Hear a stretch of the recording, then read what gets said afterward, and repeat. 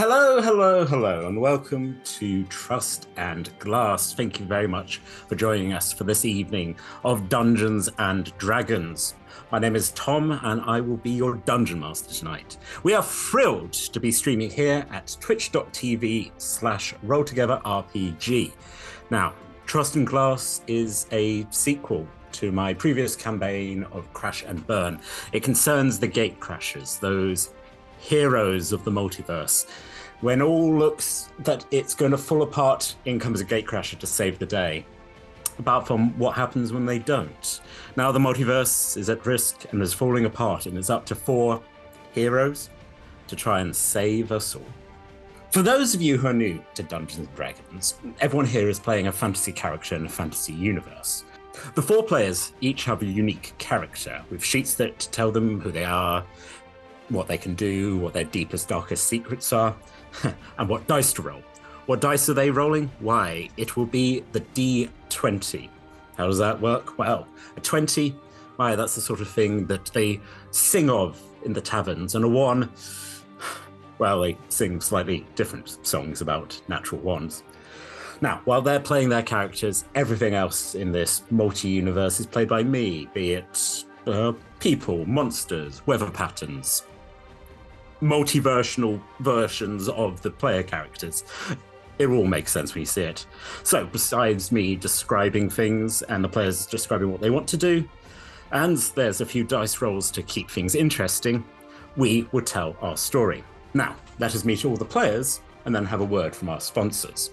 Hi, I'm Sean. I use he, him pronouns, and I am playing Georgie, who also uses he, him pronouns. Now, I know what you're thinking. We know that there is a Georgie in this universe already, but this is not that Georgie. No, he is in fact younger. Georgie the Younger is from an alternate dimension in which, while old Georgie decided that he didn't want anything to do with his parents, he was an orphan and he was just going to leave it that way, went off to work at the theatre. Well, this Georgie obsessed over it, could not let things lie, and went out into the world to explore. Actually managed to track down the last known whereabouts of his parents to a domain of dread. But maybe I'll leave what happens in the rest of that to find out later. Hi, I'm Talia, she, her pronouns, and I am slightly bucking the trend. I am playing Faerun, he, they, unknown to the Roll Together universe, but previously and beloved known to myself. They are a lovely, sweet wood elf bembo from the Fey realm, and they are here to, as a multiverse traveler, here for fun and good times, and to see what adventure they can go. And, I guess, save the world as they're doing it. Hello everybody, my name is Josh, and I will be playing Jack. We both use he, him pronouns. Now, with Jack, you have to ask yourself, what would happen if Jakarth had never come to Neverwinter, had never met his friends, had been continuously experimented on to the point of becoming almost draconic in himself. He's now been recruited and somehow is seen as a hero. I don't know. Let's see what happens. Hi, I'm Nat. I use she, her pronouns, and I play Nora. Dr. Eleth Nora Doroni is a half-elf chronergy wizard, former head scientist at the Nexus Arts facility, working on interplanar travel and figuring out the harmonics of the universe. But after an experiment went wrong and she was sent to a plane about to be consumed by Ragnora, she was last seen trying and failing to steal an opportunity to get home, and she's currently trapped, awaiting her inevitable demise at the hands of the Elder Evil. Let's hope she can get out. Check out our sponsor, Phoenix Dice, for carefully crafted click-clack math rocks for use in your favourite TTRPGs. Phoenix Dice work with recycled goods, meaning their products and packaging are all made from sustainable materials. You can go to phoenixdice.com to check their entire selection, and if you put !dice in chat, you can enter a raffle with a chance to win a set of Phoenix Dice of your own. We are delighted to be supported by Idle Champions of the Forgotten Realms, a cross-platform Dungeons & Dragons strategy video game that brings together D&D characters from novels, adventures, games, and live streams into a single grand adventure. You can select your heroes and formation, then battle through waves of monsters for free on PC, phone, PlayStation, Xbox, and Nintendo Switch. Oh, there's also a code in the overlay below. Enter it in-game and you'll get yourself a delicious free Electrum chest. Check out our amazing supporters at Elderwood Academy, who make beautifully crafted gaming-themed accessories, including spell book deck boxes, disguised as ancient arcane tomes, hex chest dice boxes and scrolls, and codex dice towers and rolling tray pairings. You can make your own with their online designer at elderwoodacademy.com. Thank you to our D20 Club on Patreon. You can join for as little as one of your local currencies by following the link in chat or in the description below. Our D20 Club are the best. They have created a fan Discord for us, as well as a wiki page to help us keep track of all of the Roll Together stories. You can find that at rolltogether.fandom.com. We are happy to be using Hero Forge and their fully customizable tabletop minis, which you can see on our overlays. So go check them out at heroforge.com.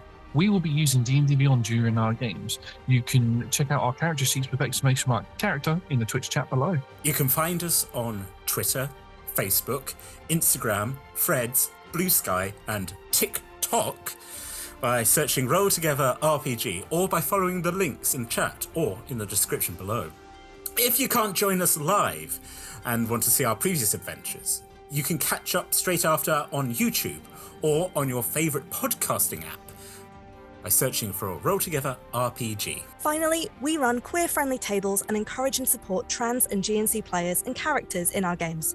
Our players and DM may portray characters that are of a different gender to their own.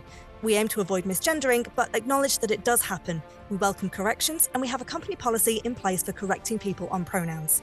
Check out !safety in chat for content warnings and some of the safety tools that we use through the TTRPG Safety Toolkit. Now, with all that said, let's begin.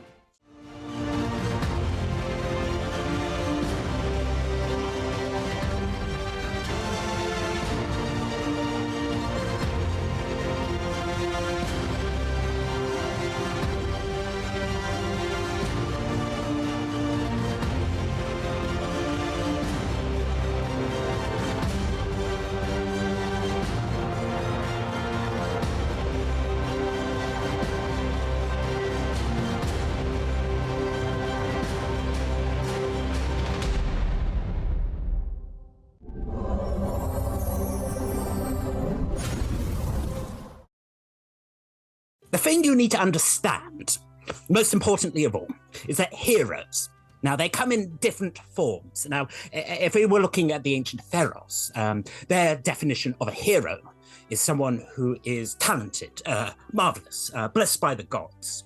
There seems to be an understanding that morality, it comes on a scale ranging from good to evil, chaotic to, lawful. But no, what we truly need are talented, marvelous people.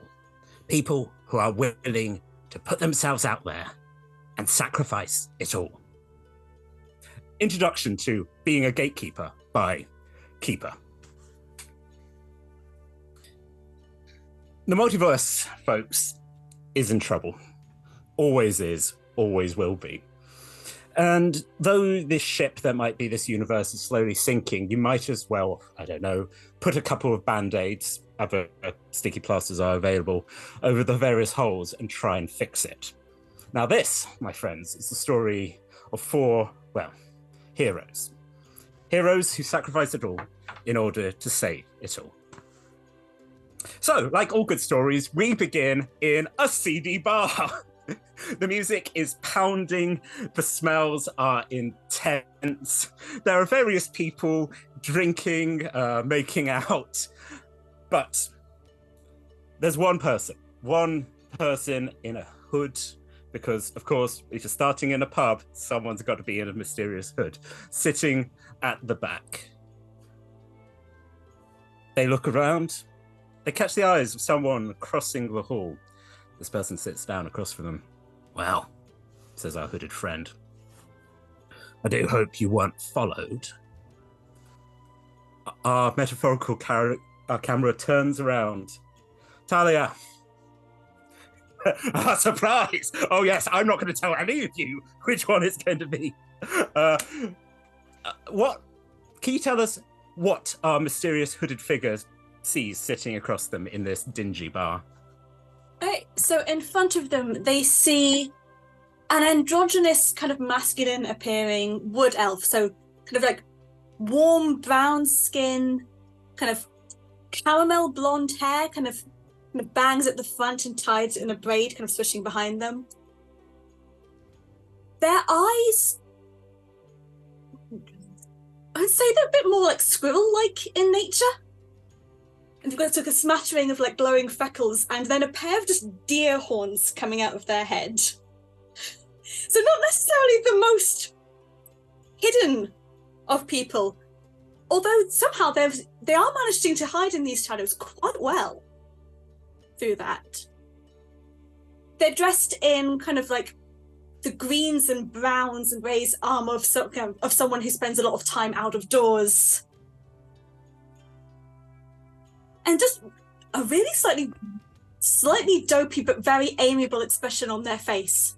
And kind of peeking out behind their hair, there's like a tufted red squirrel who kind of looks like the slightly smarter one of the pair of them. Okay. It's true, I am, but don't let that affect things. So, this mysterious stranger looking. You weren't followed, were you? I mean, apart from there was a cat, and the cat went to say hi, and so I spent some time with the cat, and we walked for a while, and then there was some sparrows, and the sparrows also wanted to go on an adventure, and then I went and saw some house martins, and so they're kind of just outside. Well, you're going to hang out. I mean, I for one have never time for adventurous sparrows, but no, okay, let's sort of leans in, and then just simply says, "What are you looking for, stranger?"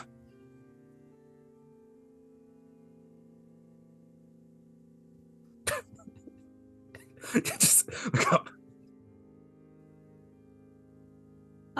Hello? I am lost and I don't know why I'm here.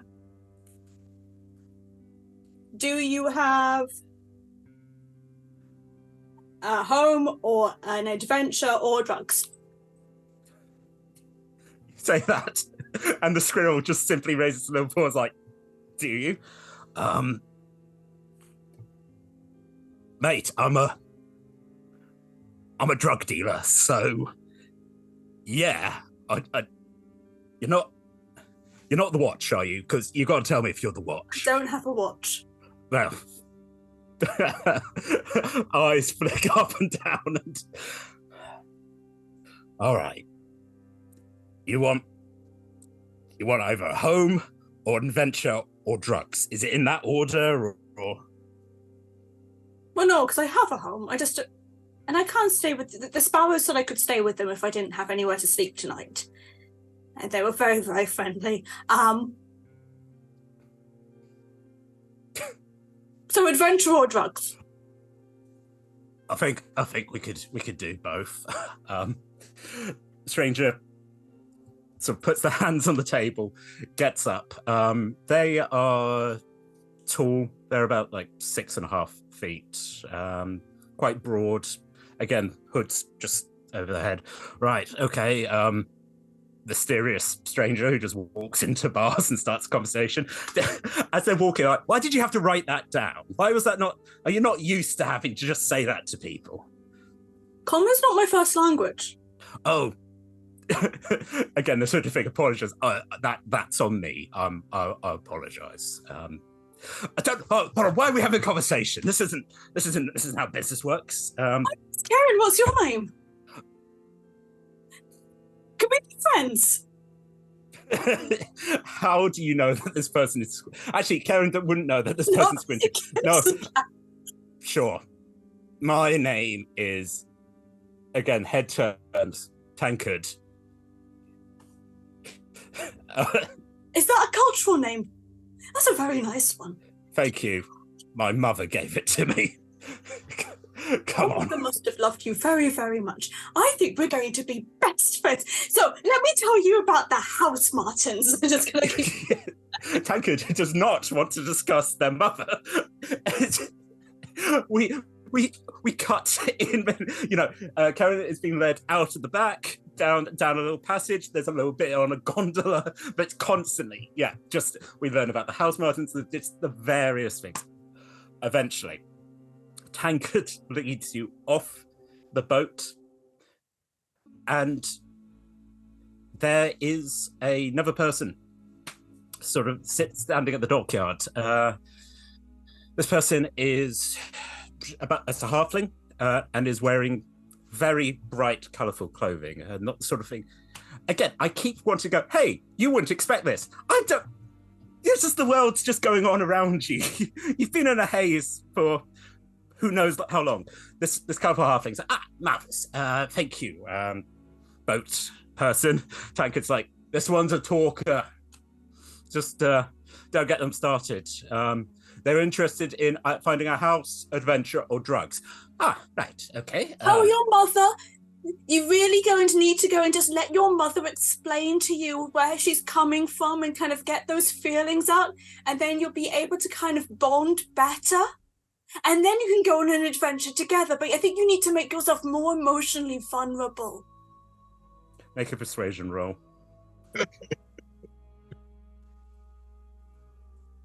Oh, creepy.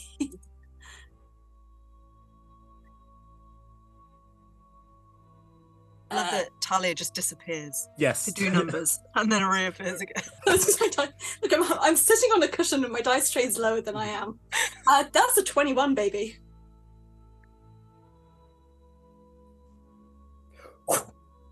Knit. Is that you, Bertram? Mother, I know you went to a lot of effort trying to bring me up, right? Would you like to come join an adventuring party with me? Oh, I thought you'd never ask. Tankard takes off in that little boat. The halfling standing there. Marvellous. Yes, the young one over there, the young half-orc, they help me find interesting people like yourself.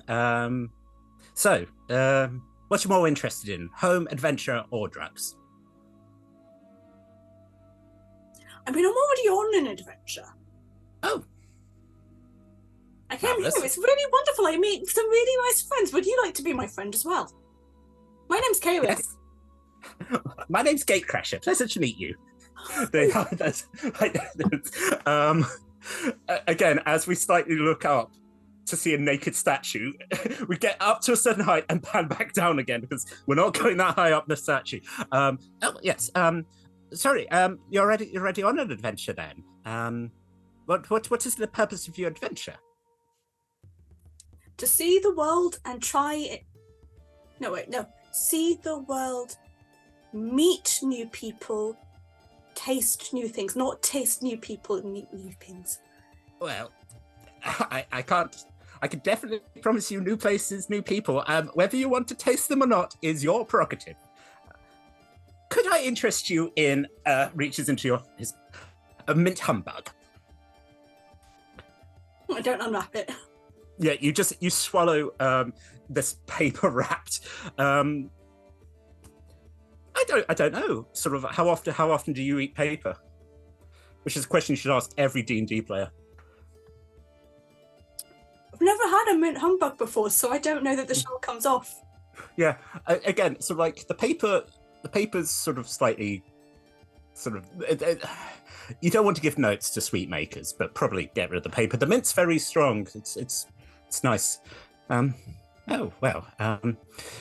have to be honest, actually. I was looking for you in particular. You say you want to see the world. Would you be interested in saving the world, perhaps?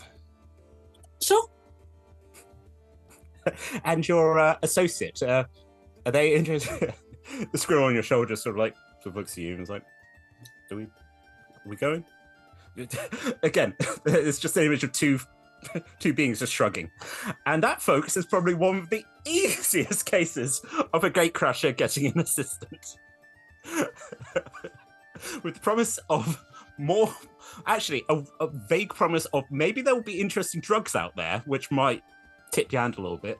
Gatecrasher turns around, pulls an item out of their pocket, twists it. There's the sound. There's like almost like a chord sound, like music playing. A portal opens. Okay, let's go talk to the boss, shall we? And Gatecrasher gestures to the portal. I don't go and discombobulate. Because I just need to go and hold my breath first if I do. Oh, yes, no. By all means.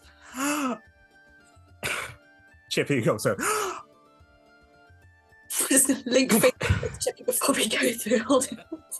Look, folks, I don't know how many of you have crossed into interdimensional portals. Hold on to your person. Okay, maybe it'll Brundlefly you, but at least you'll still be together.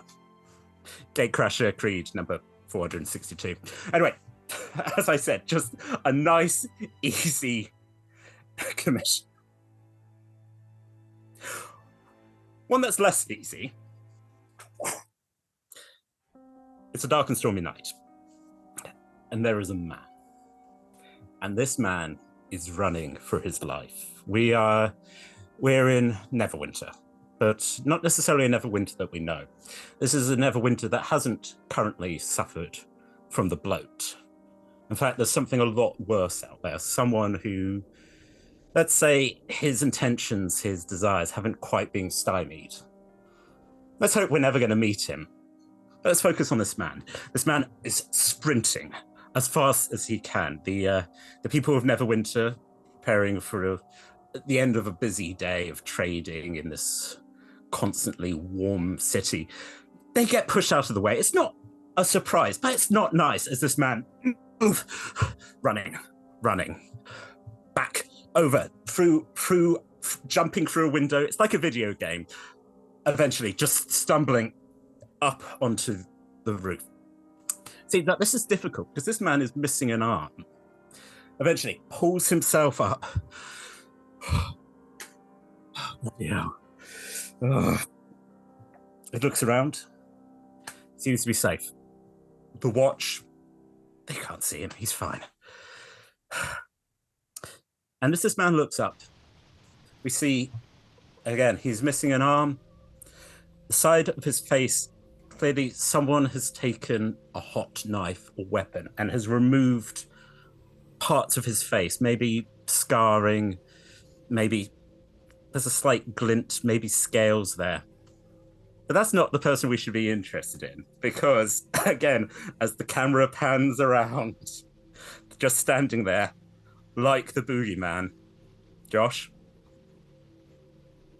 You see, stood there, arms crossed, with a great big obsidian black greatsword on his back, a figure who looks familiar, but also looks different at the same time, standing around about 6'7", with like the almost like Viking style braided hair with the side shaved.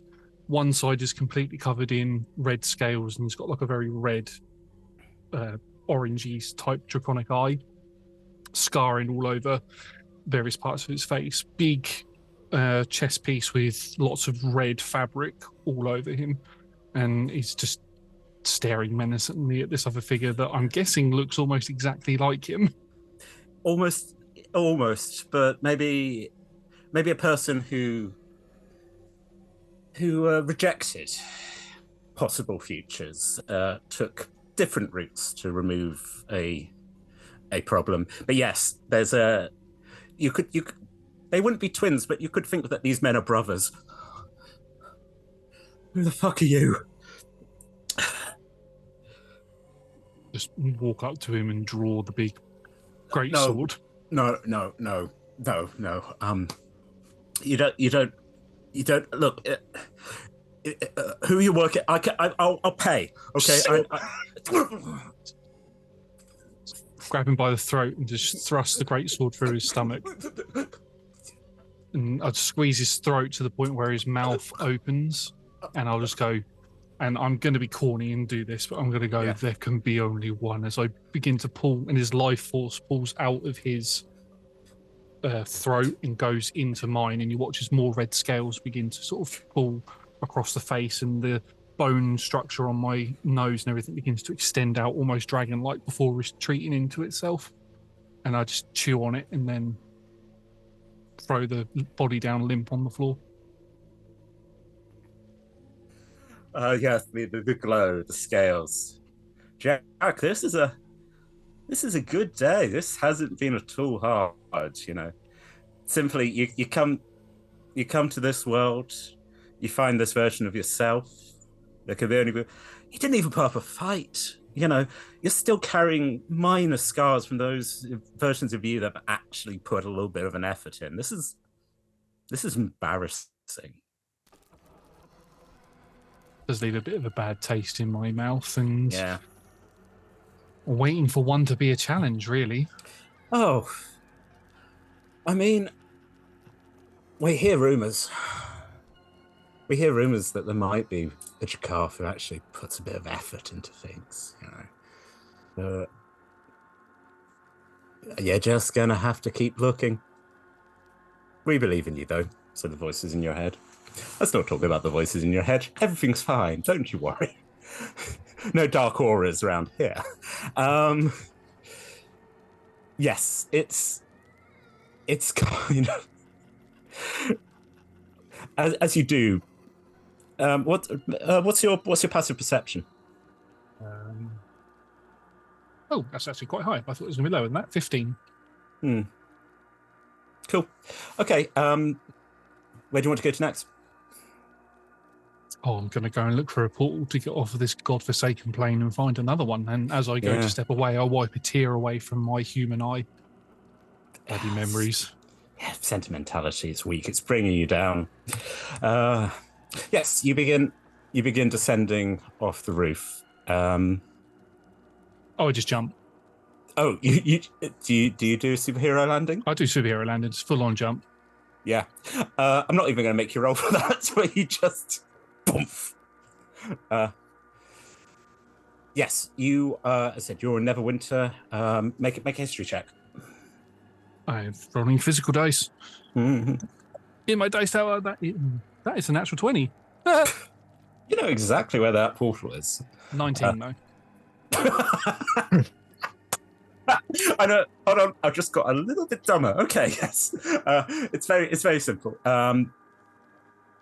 You head round the back of a tannery.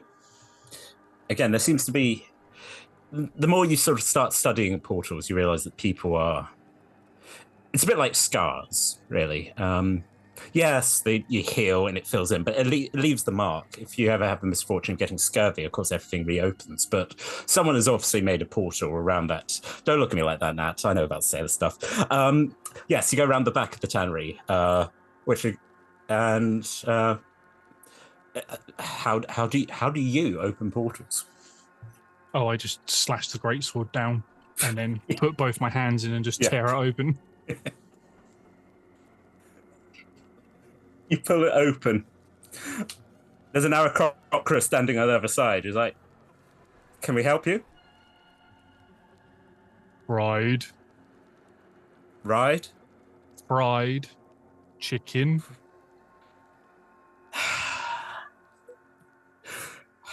Looks down a piece of paper, looks up, and like, all right. Both hands are on your shoulder. Make an acrobatics check. Is that angle for athletics? It's a contested grapple. Yeah, I'm just going to brute force it then. Yeah, go ahead. That's a 19, and I rolled digitally by accident.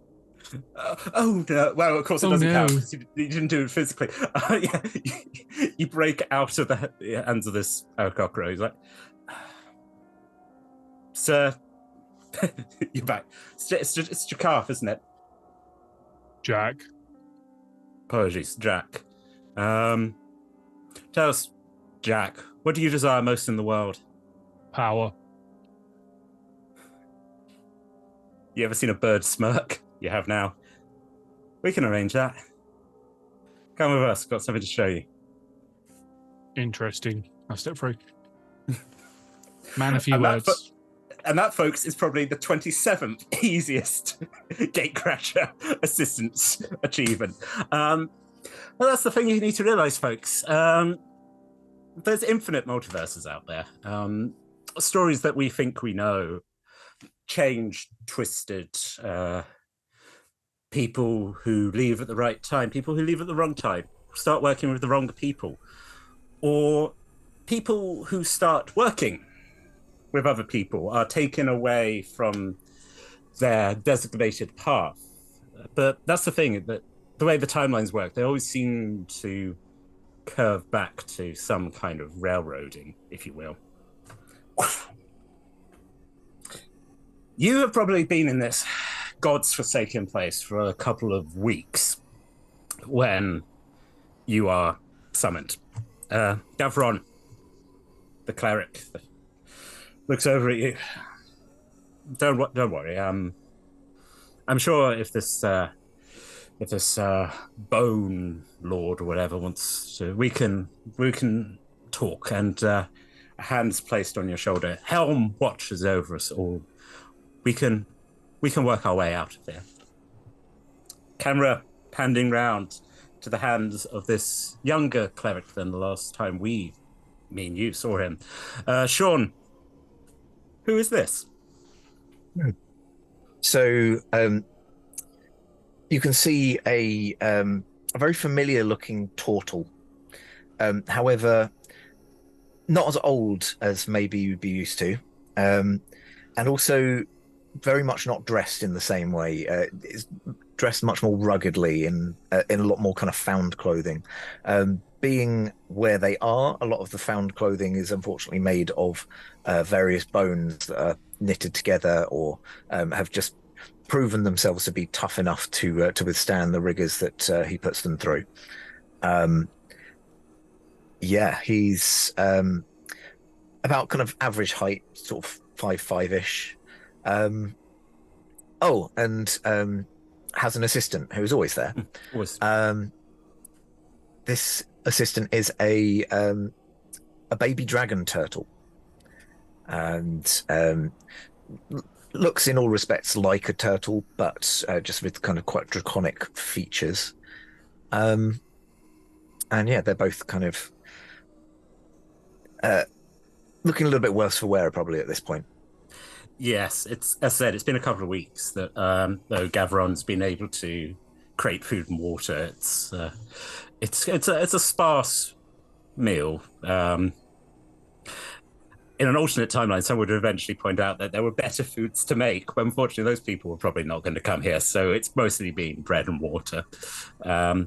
Enough to subside on, but not enough to make you feel particularly strong. But now the dominant force in this empty wasteland is finally summoning you.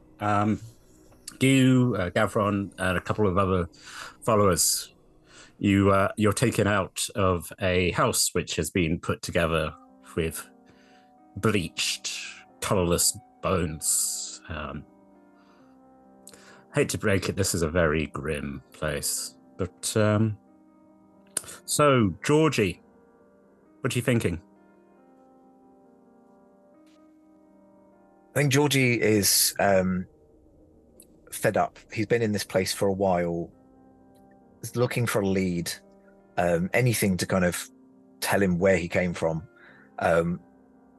He learned that this might be somewhere that he could find someone who knew kind of why he was left in Waterdeep, but he hasn't managed to find that person. Right. Also, Waterdeep's not that great a place, really. I mean, they try and do entertainments there. It's not worth your time. Also, the statues, they've all got ridiculous clothes, and it's not anyway. Yes. So you're escorted up. There has been these various skeletons. Those who seem to live in this place, they have tried to make some kind of civilization here, but it's like they're trying to put the bones together, but they haven't quite worked out how everything goes. So things have a nasty habit of, it keeps you up at night as you listen to the various buildings slowly collapse in on themselves. But as you are being led up, and various other skeletons are starting to follow you, they are looking for some form of entertainment. You are taken up to a small cave. Lights, in a vague attempt to create some kind of showmanship, light up as you enter. Sitting on the throne is a figure, probably about, well, they're sitting, maybe they're about not a dissimilar height to yours, covered in bones, a skull covering their face. Ah, good. So you did get my message. Points the others. You can go. I just want to talk to the turtle. Gavron's like, with all respect. Well, good. I do deserve respect. Looks to you, Georgie. Clearly doesn't want to leave you because this is bad news bears, but follow my lead. All right. Steps back. All right then, if you won't leave. Reaches up, takes off the skull to reveal a not old, sort of like middle-aged female turtle face. What's your name, friend?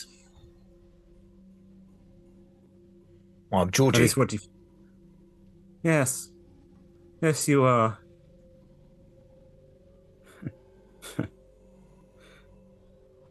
How's the shell, Georgie? Dry, like everything here. Mm-hmm. That's a good point. Would you care for libations? You're going to have to use shorter words than that. Do you want a drink?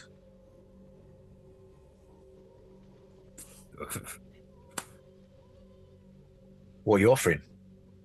What would you like? I have various juices, teas, wine, beer, if you're feeling a bit stronger. Yeah, all right. Let's have a cup of wine in. Skeleton up, pours into a... Again, it's not a skull, because skulls aren't very good at keeping liquid, but they've tried to make a cup out of bones. You are handed. It's even just smelling it. This isn't very good wine. It's got a bit vinegary.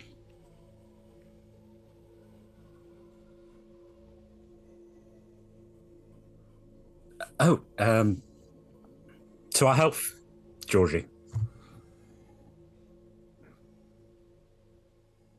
Georgie will kind of take the wine, looks over at Gavron, and winks. Gavron winks back. Gavron, who has not been offered a drink, but yeah. In the hand that is holding the flute, Georgie has tucked away a particular ceremonial dagger, and will, with a flick of the wrist, drop the flute, wield the dagger, and I'm just going to drive it right into the chest of this person. You speedrun my game, Sean. Roll an attack. I mean, with advantage, because that was unexpected for her.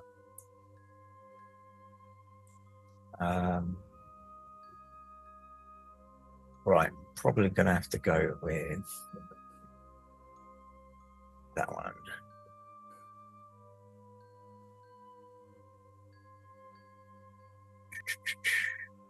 And I think I need to add my proficiency to that. So that is a non-natural 20. I'm not going to make you roll damage. You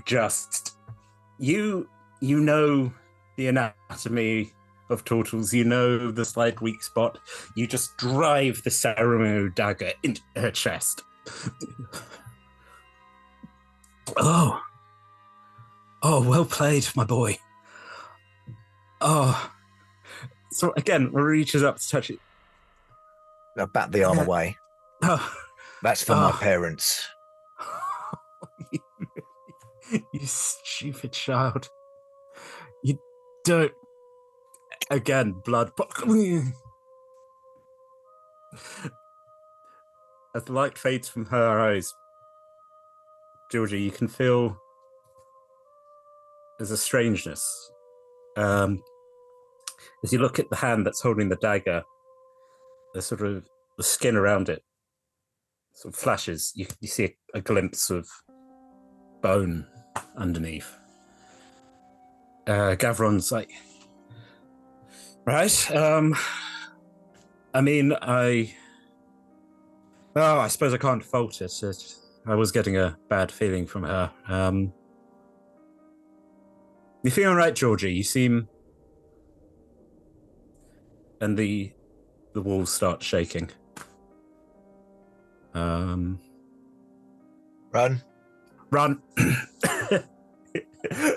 Turns on his and this cleric begins fleeing across the bone desert as you and your companion. I will jump onto Robertal's shell, and we will be running along the boneyard. That's the thing. Georgie will always flee across the boneyard. It is a constant. As you're running, you're feeling there's a slight metamorphosis overcoming you. Even Roberto, like you're looking at the back, you're sort of seeing like a flash. You're seeing like the flesh, then you're seeing bone. Things are changing, Georgie. Tacton as always. Yes. You ride out. Do you have any idea where exactly you might be heading?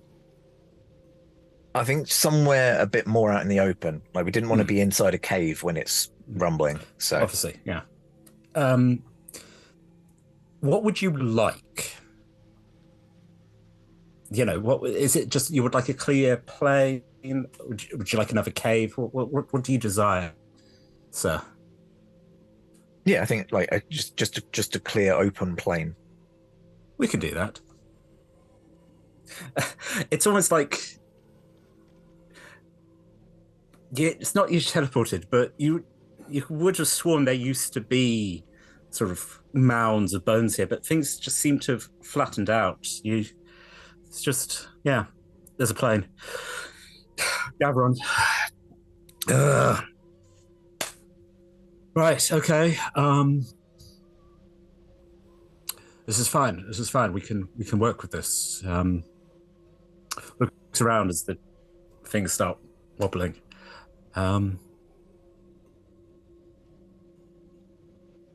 You did the right thing, I think. I hope so. Well, Christ, I mean, we've been here for weeks and hadn't had a single sniff of anything even remotely pointing towards what might have happened to me parents. So no. It's another dead end. Excuse the pun. Absolutely. You're right, old friend. I don't really know. I'm very tired, Georgie. Maybe that run took it out of me. I'm just gonna have a little sit down. Sits down in the bone dust.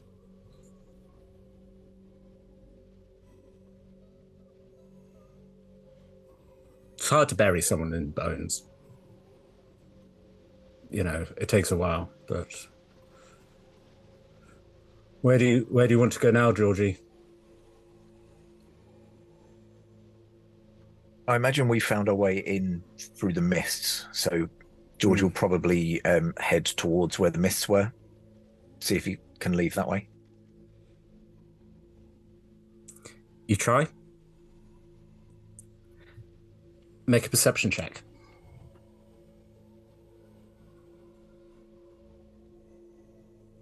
That is a 22. There's something coming out of the mists, walking towards you. You know how difficult it was to get through. This person doesn't seem that concerned, but they're coming towards you. I will draw the quarterstaff off my back kind of get ready with it. I probably noticed that it's looking a little bit bonier than it always used to. It's odd. But yes, no. I mean, everything around here is bones. But eventually, the figure steps out. I don't know if your timeline have ever had a chance to meet one of these, but they look rather bee-like. Wearing clothes. They nod at you, and in your head, you just hear well, I'm not sure if it's afternoon or evening, but greetings. I am searching for one known as Georgie. Do you know them? That would be me. Ah, marvelous. And already... this is already...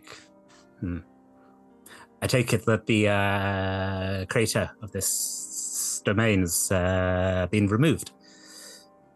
Correct? If you mean the Lady of Bones, then yes, she has been dispatched. Very, very interesting.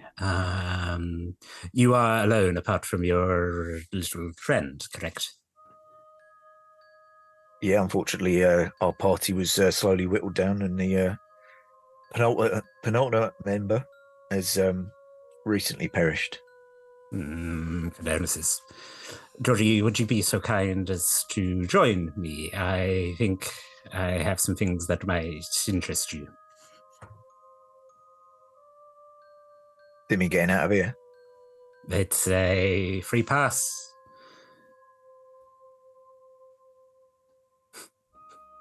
A tiny bony turtle just looking up at you.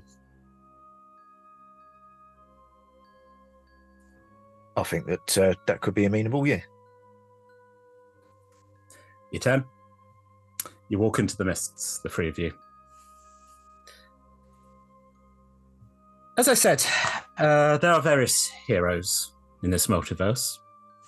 There are people who would sacrifice everything.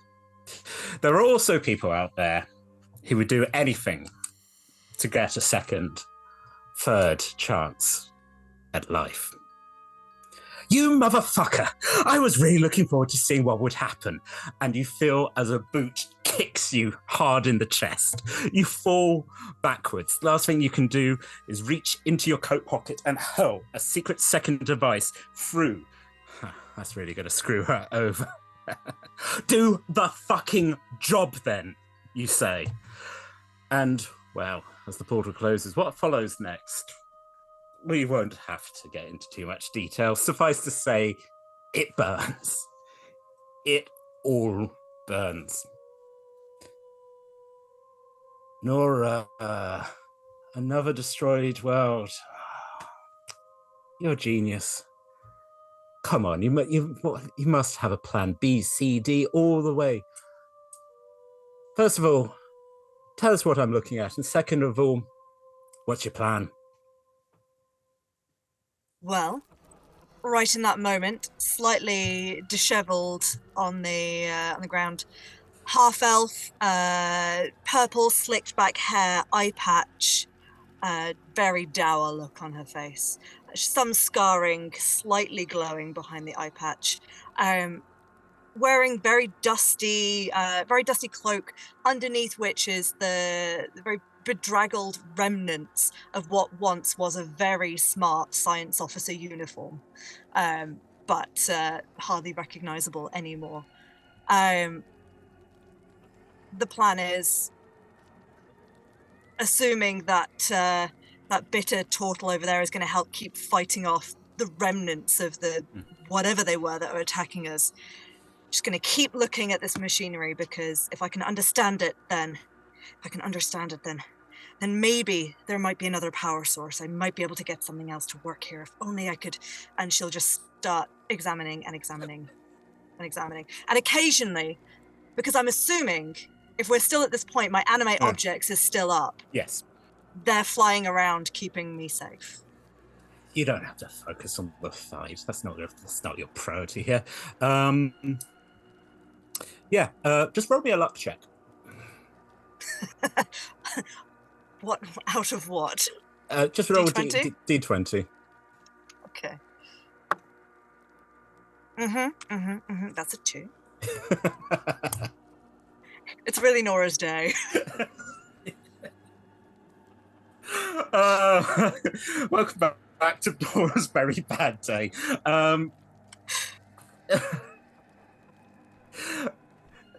How long do you think you stay trying to work on the machine before you decide to get out of there? I mean, she's smart enough to know when it's a lost cause. So,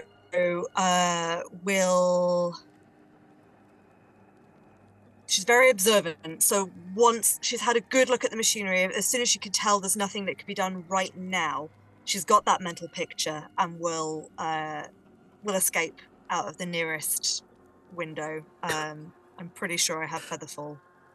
Yeah. We cut to outside of the building as you just Nora just goes through the window. Okay. Do you have Featherfall? I think I do. Wait, maybe I don't. Maybe I don't do that. I mean, I'm even willing just to let you go. Hey, it's better to get out of the window. Oh, than I to Misty deal Step. I Misty Step. I'm a wizard. You Misty Step out. Sorry, folks, we're retroactively going to drag Nora back up, fix the window. Yeah, you Misty Step out.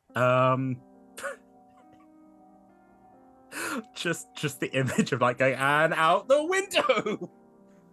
Oh no, my love. Well, fuck this. Yeah. Juices. Yeah, you're.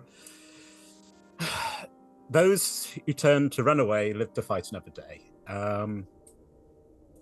That's that machine. Hopefully there'll be time to look at it. Anyway, but yes. Would you say you have like a safe room here? Is there somewhere you think you could go to keep yourself safe just while you have a little more time to think? I mean, here, right by the tower. No, back in the town, the remnants of a town. Yes, probably because I was working with people, so I would have my own rooms. They would not be expecting me back though, and it's quite a treacherous journey back. Yeah, not worth it. Again, your genius mind starts spiraling. Right, what to do? That machine probably was the safest way out. You look around at the detritus around the building. Various fallen blocks, like sacks of rubbish. A couple of the sacks are moving. There's probably something disgusting crawling in there. There's something in the place which is known as a Deus Ex Machina. And how convenient, how very convenient, as you've spent enough time working out multiverses and stuff. You know something is coming through. Maybe that idiot's changed her mind. No, she couldn't come back. You've made sure, but something's happening, and that's exciting. Something different. She has a gauntlet, not a full glove, but like a wrist bracer with little steampunky style dials and little strips of paper, and in it is a little almost like a harmonics reader, because she's been working on the tones. Each multiverse has a different note that it resonates with, and she's trying to see if that's doing anything. It is reacting. This is definitely multiversal travel. I'm trying to think what interesting, because yes, as we've established the different tones, what would it's almost like a chord. It's like a scale, maybe, that's sort of moving up and down. Interesting. This is going to be very interesting if you get a chance to write it up. The portal does open. behind them, you can see sort of, again, hey, you got a steampunk aesthetic. This seems very similar. It's sort of, it seems there's cogs, there's, they're like just around this person, you can see a very plush looking armchair as a rat walks out, tail, wearing, again, a beautiful rainbow jacket. I'm looking, oh, well, that's, looks up the tower. That's upsetting. Doctor, correct? Hello. Just, yes. Dr. Durrani? Yes. Is that who you're after? Yes, Dr. Durrani. Yes, we understand that you have a. Oh, I'll make it quick because that you watch and now as one of the windows gets shattered and one of the creatures gets flung through. Yes, you have an understanding of multiversal travel. Yes, yes, I do. Would you possibly be interested in participating? Marvelous. Well, I'll just make a perception roll.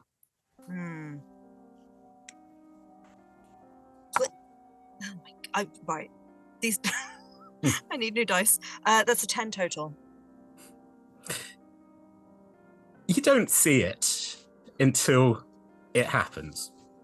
But one of the sacks that has been shifting back and forth, maybe full of rubbish, well, you're not quite sure, rips apart, and what is basically, you could describe as a furry cannonball, bursts out, lands on this rat, pushes them back as they go, oh, whoa, whoa, whoa, whoa, falls, and the portal slams shut. What? No! This poor rat folk is lying. I go, what the juice is just, and looks straight up. Nat, could you introduce us to Her Majesty? So actually in front of this rat, there's, I think, face right up close to them, is a similarly small, snouty creature, big wide eyes, as what looks like, is that a deer, elk, maybe, skull on her head? It's very large. Some kind of little foresty creature. You could be forgiven for thinking it's a raccoon, but she is not. She is a tanuki. And she's wearing all of the colors at the same time, and probably just screaming. Yeah. The rat folk screams back and tries to. Ow! Saints preserve us! What the juice are you? What the deuce? What? There's no deuce, is it? Who are you? He's scrambling. He doesn't have a gun. He doesn't have a sword. He's merely my name, Gatecrasher. You have a. What did you do to the professor? What? I didn't do that. What? Yeah, just. Where is he? What? The professor casts Mage Hand and is like hammering on the door of this again.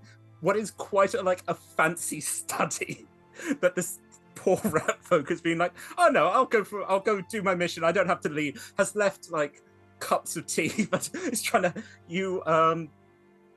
just.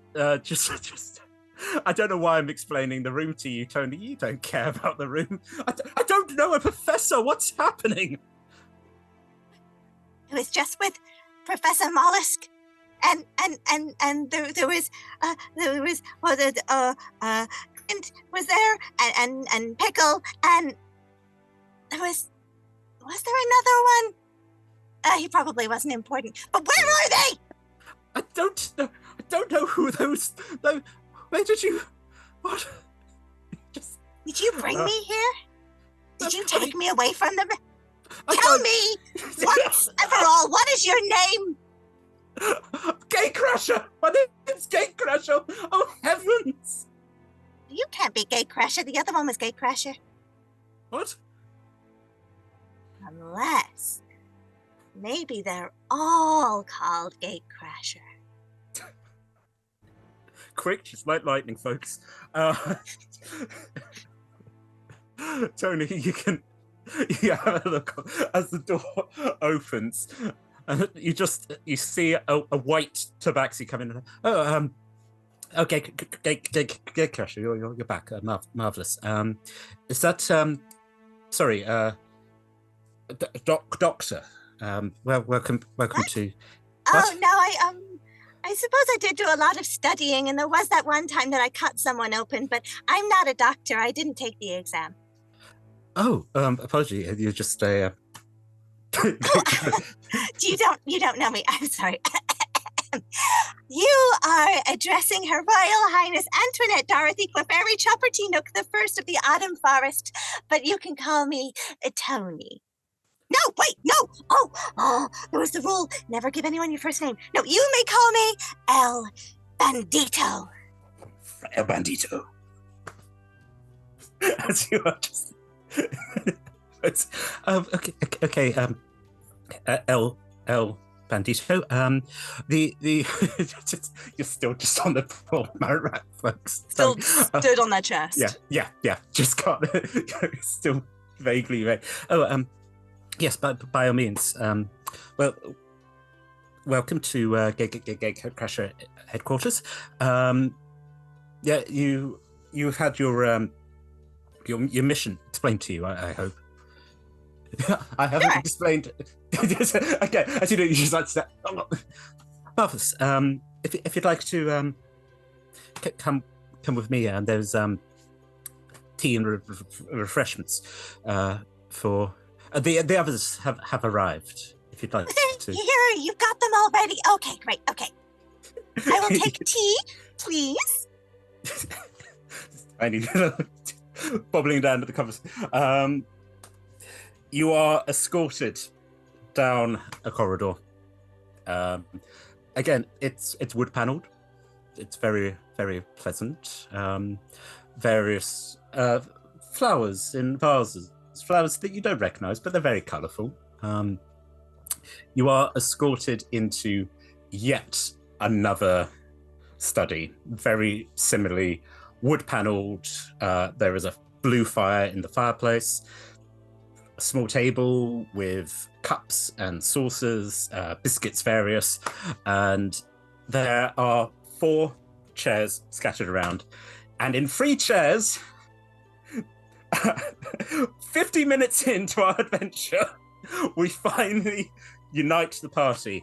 The rest of you, you were all similarly escorted to this place. The various gatecrashers, as they introduced themselves, made their apologies. I think, yes, in the order we picked you up. Karen, you may have been waiting about 10, 15 minutes. Jack also, having been bodily sort of like dragged in by a large chicken. Georgie, your bee friend has escorted. Yes, so all 4 of you are now just here in this lovely study. There is tea, there is biscuits. Wait, none of you are Professor Mollusk. We'll just look at the tabaxi. You lied to me. I didn't lie. I didn't realize you were looking for. Who's Professor Mollusk? The professor! The one I was with! Yay big. There's a snail. Very clever. Oh,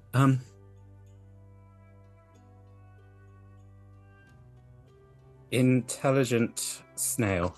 We'll go put it on the whiteboard. Anyone else of note? Who? Well, there's a pelican. Pelican, There's a paladin, and Paladin. called Pickle. And Paladin. there was Clint, and he really likes beans. Squints. Oh, we know about Clint. You do. He's really annoying. Yes, he's a type 3 danger to the multiverse. Sweet. Yes. Okay. Friend of Clint. Okay. We were with a gatecrasher as well. Oh, Okay, that makes sense. Again, blinks and like any effort, just Gatecrasher. I can't remember what they look like. It's been a while, but not really. A knowing look from a tabaxi. Okay, marvelous. And yes, you realize that she sort of turns the notebook around. She has written your entire title down. Right, I will go contact the other Gatecrashers and see if we can get more information on your universe, and try and find your professor friend. So looks back into the corridor and goes, so you didn't get... We didn't... She jumps on my stuff. Okay, Crasher, this isn't the way to run a business. I wasn't expecting it. They never do. You, yes, you have a little talk to your new associates, and Keeper will be along shortly to... I will also be helping... Looks kind of proud. I will also be helping giving the briefing. I've made a slideshow. But there's tea, right? Oh, there's definitely tea. A gesture's over. The three of you have been watching this conversation happening as a cat talks to a raccoon in a doorway. I know that. They don't know that. I would know that. You would know. I apologize. There's a Karen. That's a tanuki.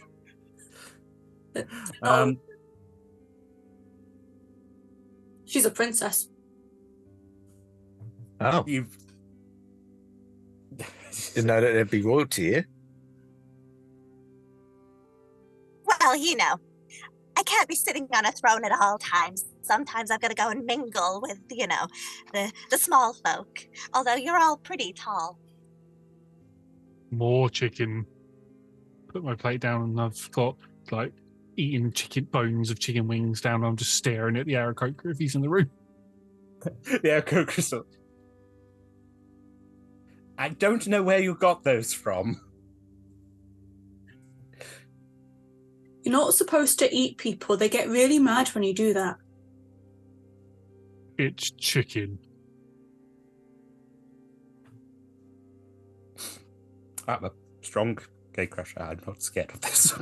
They just, as the Aarakocra just full of light snow. I'm going to go check on the. The Aarakocra turns, walks past the tabaxi. Could he come back with some turkey? Just.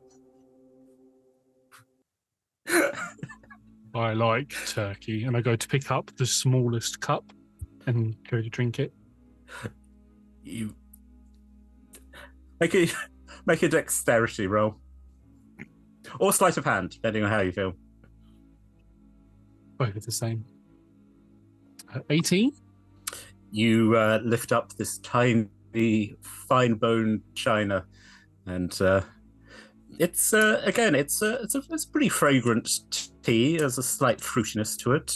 It's very pleasant, but again, in your massive hands, it's dwarfed. It's a bit Conversely. cold. And a little bit of fire comes out my mouth and heats it up. Perfect. Yeah, go on, Nat. Conversely, Tony will probably walking past old Georgie will say, Nice bones. and then climb up the table, like sit on the table, and find the biggest cup. She's only like 2 foot tall, and we'll sit there with the biggest one and start drinking. Oh, could you warm mine up as well? It is quite tepid, actually. Okay. And just breathe a little bit of fire on it. Make a sleight of hand check, Nat. Oh. For not getting burned. It's not so much burned, but it's a very big cup for you. 17.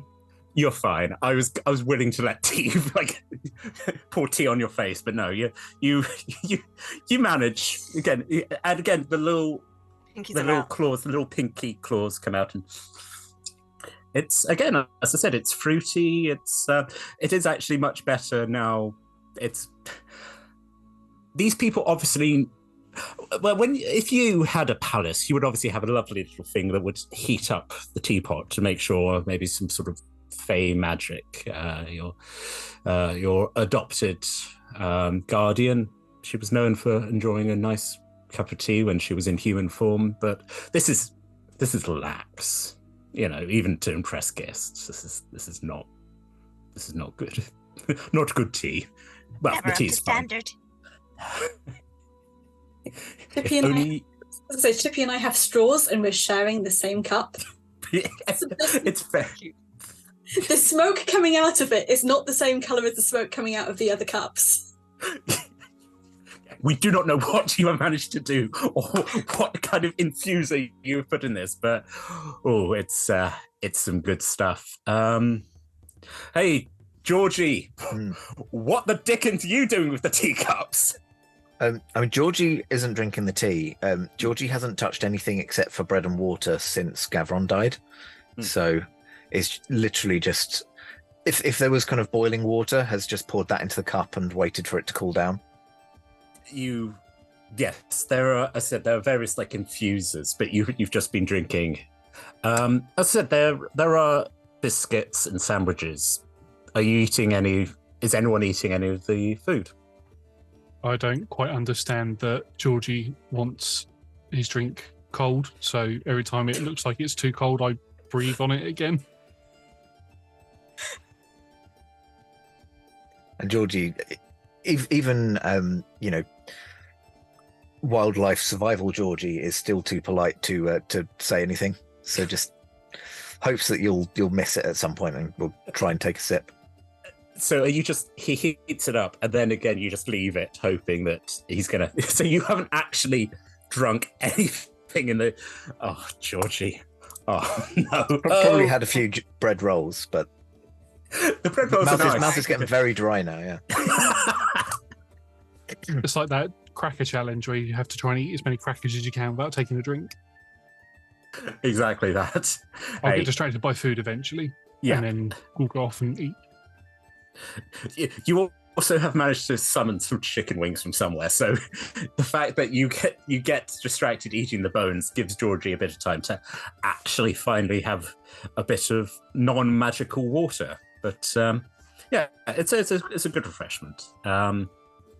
So yes, after a couple of minutes of people drinking from straws, drinking from daintily, it's odd that, again, if you two had swapped cups, maybe it would have been fine. But no, it's preparation. Well, that French and Saunders take on the Lord of the Rings, where they're holding the wrong cups for the perspective. Yes. Yeah, exactly. Oh, hello, welcome to Visual Humour for this, what might be a podcast. Yes. After a few minutes, unless there's anything anyone else wants to say to each other while you're waiting. Nothing important. Nope. Cool.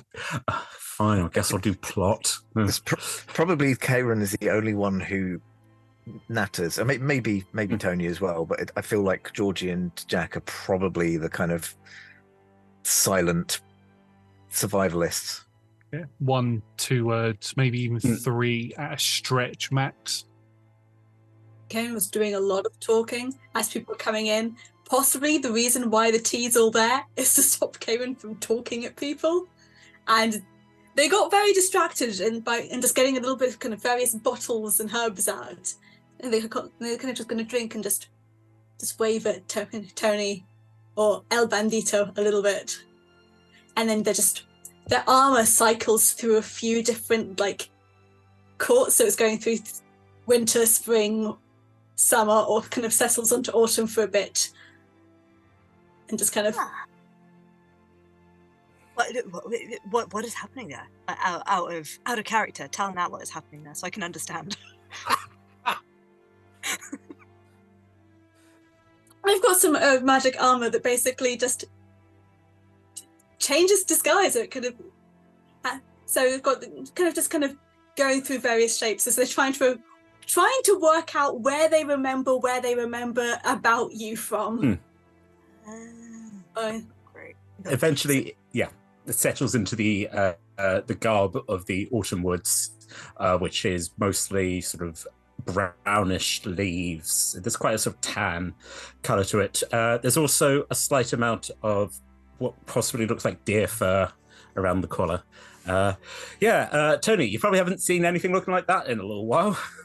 Yeah, well, I think we'll have started by, once the tea is done, going over, swiping a huge handful, relatively huge handful of chicken wings from Jack's plate, and just walk over to Karen and just eating the chicken, be like, Do I know you? Have I met you before? I don't know. I don't have the world's greatest memory. Huh. Chippy, do we know her? I feel like we do. Chippy. When were you last in the autumn forest? A long, long time ago. Huh. Still Same. trying to mine distance time. You know, it's all gone now. No. Yeah. I watched it burn. Which one? The autumn forest. Which autumn forest? The autumn forest. Like, my autumn forest. Oh no, that's really sad. Yeah, there was a giant lizard. It was awful. That's really sad. It was really sad. Sorry for you. Everyone's gone. Oh, do you want a biscuit or some? Yes. Just. Would you like a cuddle? Yes. Just gather her up in my lap and give her some biscuits and another straw. And now the professor's gone as well. And everyone's gone.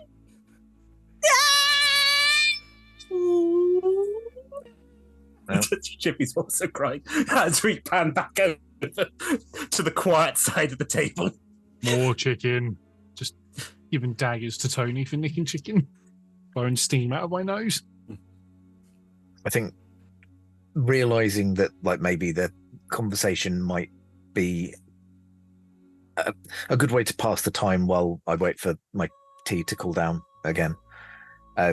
Georgie will just kind of look over to Tony. Just, yeah, I used to have a travelling party, but I had to bury most of them myself in bones, which was particularly difficult. Sometimes you accidentally buried them in parts of themselves because you kind of forget which bits are which. Oh, that makes sense. Did you take any of them to keep with you? I kept my my mentor's symbol of elm, but no, I didn't. I didn't keep any trophies from my dead colleagues. Oh, maybe you should have. It can be of a great comfort, you know. This is my mother. There's a deer skull for those who aren't paying attention.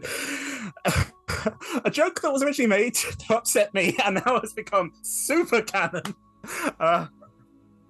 Yes. These are just mine, and everybody came puts to his own horns.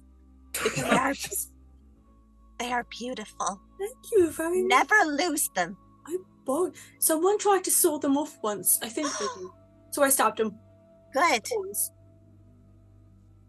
And then I couldn't get them off, and it was really annoying. Oh, now I can see why that would be inconvenient. Chippy had to get like a little saw and just spend like the whole week just getting them off me. Oh, I'm sure there are easier ways than that. If you ever have that problem again, let me know. I'm sure I could arrange that for you. Okay. I can't believe you didn't say Chippy was chipping away at him. is that Sean or Georgie? This is the rare confluence of both. This Georgie is punny. I think, again, if we're talking about the diverting timelines, where you've had more of a travelling group, young Georgie, where you're like, yeah, it's fun. There's nothing more fun when you're going on a long road trip to praise the glory of Helm than having a pun contest. So, yes. So, Survivor Georgie likes puns. Put that on the wiki. Yes. After some very interesting revelations of backstories, and as Chippy continues to mime soaring, and then was like, yeah, I'm good. The door to the study opens. The white tabaxi re-enters along with a sort of, I think she's about like 5'7" tall woman. She's wearing very big black sunglasses and a headscarf wrapped tight around her head, slight green tinge to her skin. Is also wearing colourful robes, which look pretty new. They look sort of freshly pressed. She sort of steps aside, and a small even for a kobold walks in. Is dressed also in robes, but has a pointy wizard's hat, which is rainbow coloured.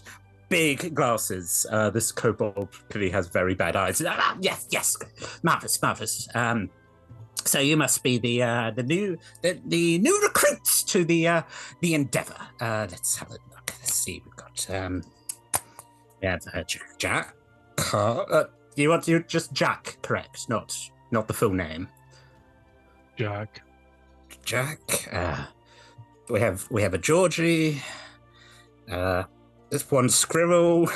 just moves past you, Karen. And now I've been told you're not a doctor, but you have studied. Yes. Marvelous. What kind of doctor do you need? I'm willing to try. We need the doctor. Marvelous. You don't happen to know anything about multi-dimensional travel, do you? Probably. Marvelous.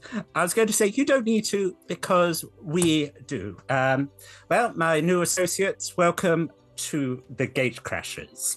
Now, if you follow me, we have a short slideshow presentation which will catch you all up to date and give you your new mission.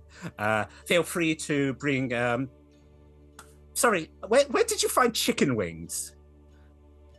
Oh, I don't know. Fair enough. This is a very confusing place. Looks over at the Gate Crasher, who's like, are you gonna... He's like, what? Anyway, yes.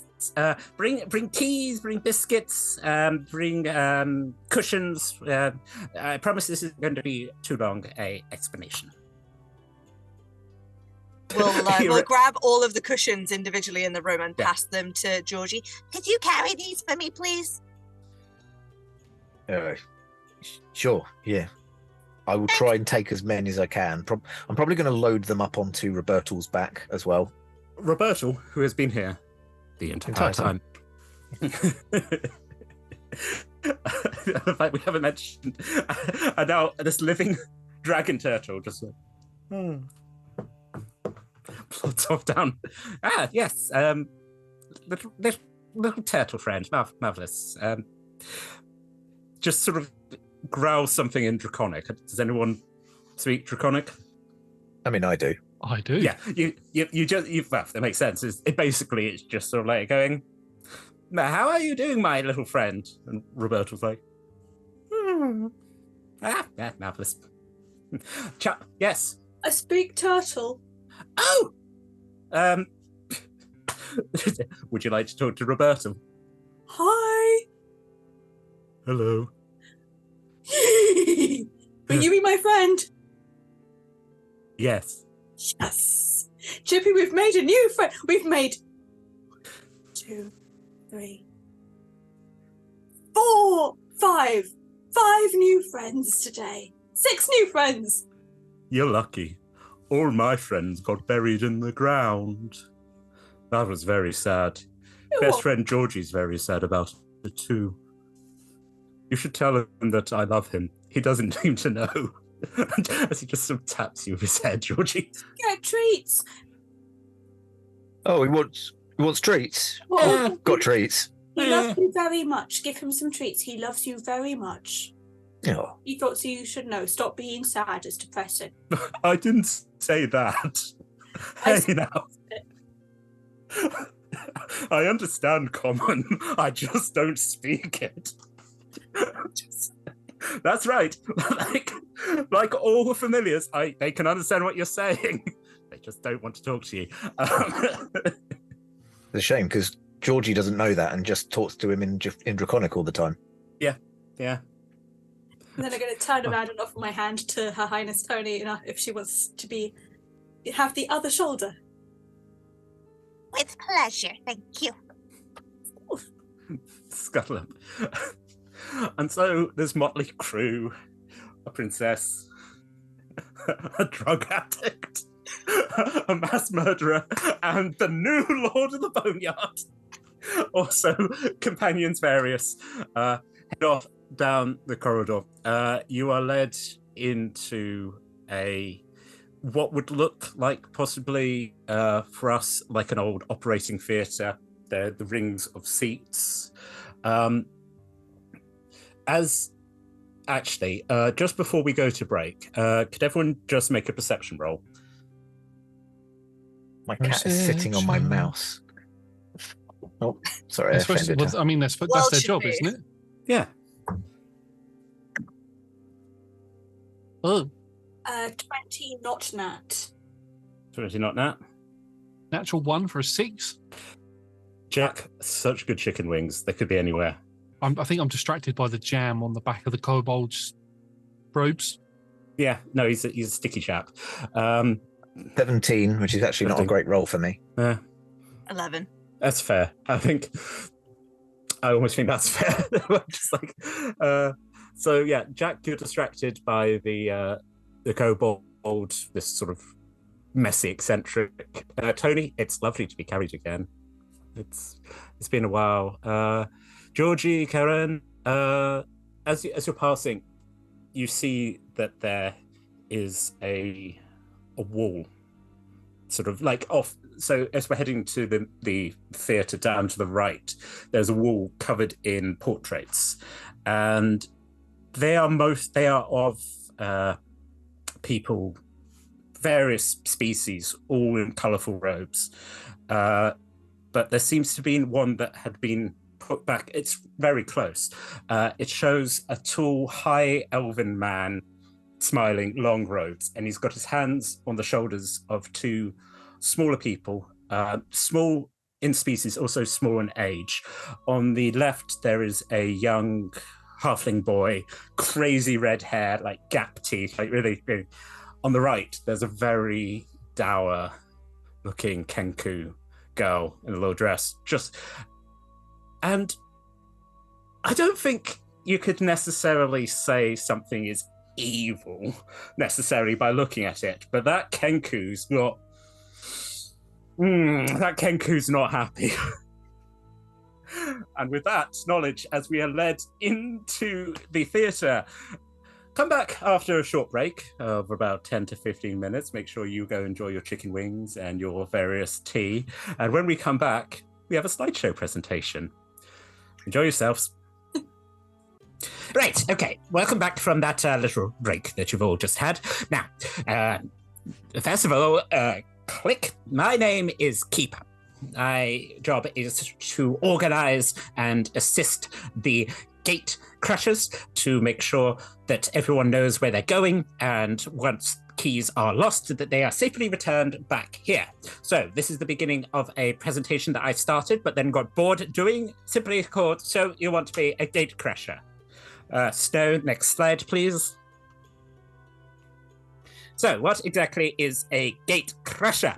Well, we are cross-universal heroes with fixing the holes in the multiverse, the things where so-called heroes decide to come in and, I'm not sure, blow up a mountain or something. It's our job to try and help everyone as best we can. But of course, we are a limited force and there are infinite numbers of universes, but we are one central hub in order to help people. Now, our journeys are powered by a artifact known as a silver key. Every single one of you was brought here by a gatecrasher. Glances over at Tony. Some of you who rather...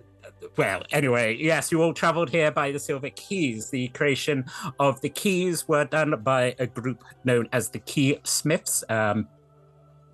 Kind of adjusts their clothing anyway. Now, the thing is, to be a gatecrasher is to dedicate yourself to the mission above all else. This means that you forsake your own countries, your own families, your own dimension, indeed your own name. When one finally becomes a gatecrasher, you simply take on the honorific of gatecrasher. Yes. What's your question? When you say above all else, like, what if there's a really delicious feast? Sorry, is that the question? What if there's a delicious feast?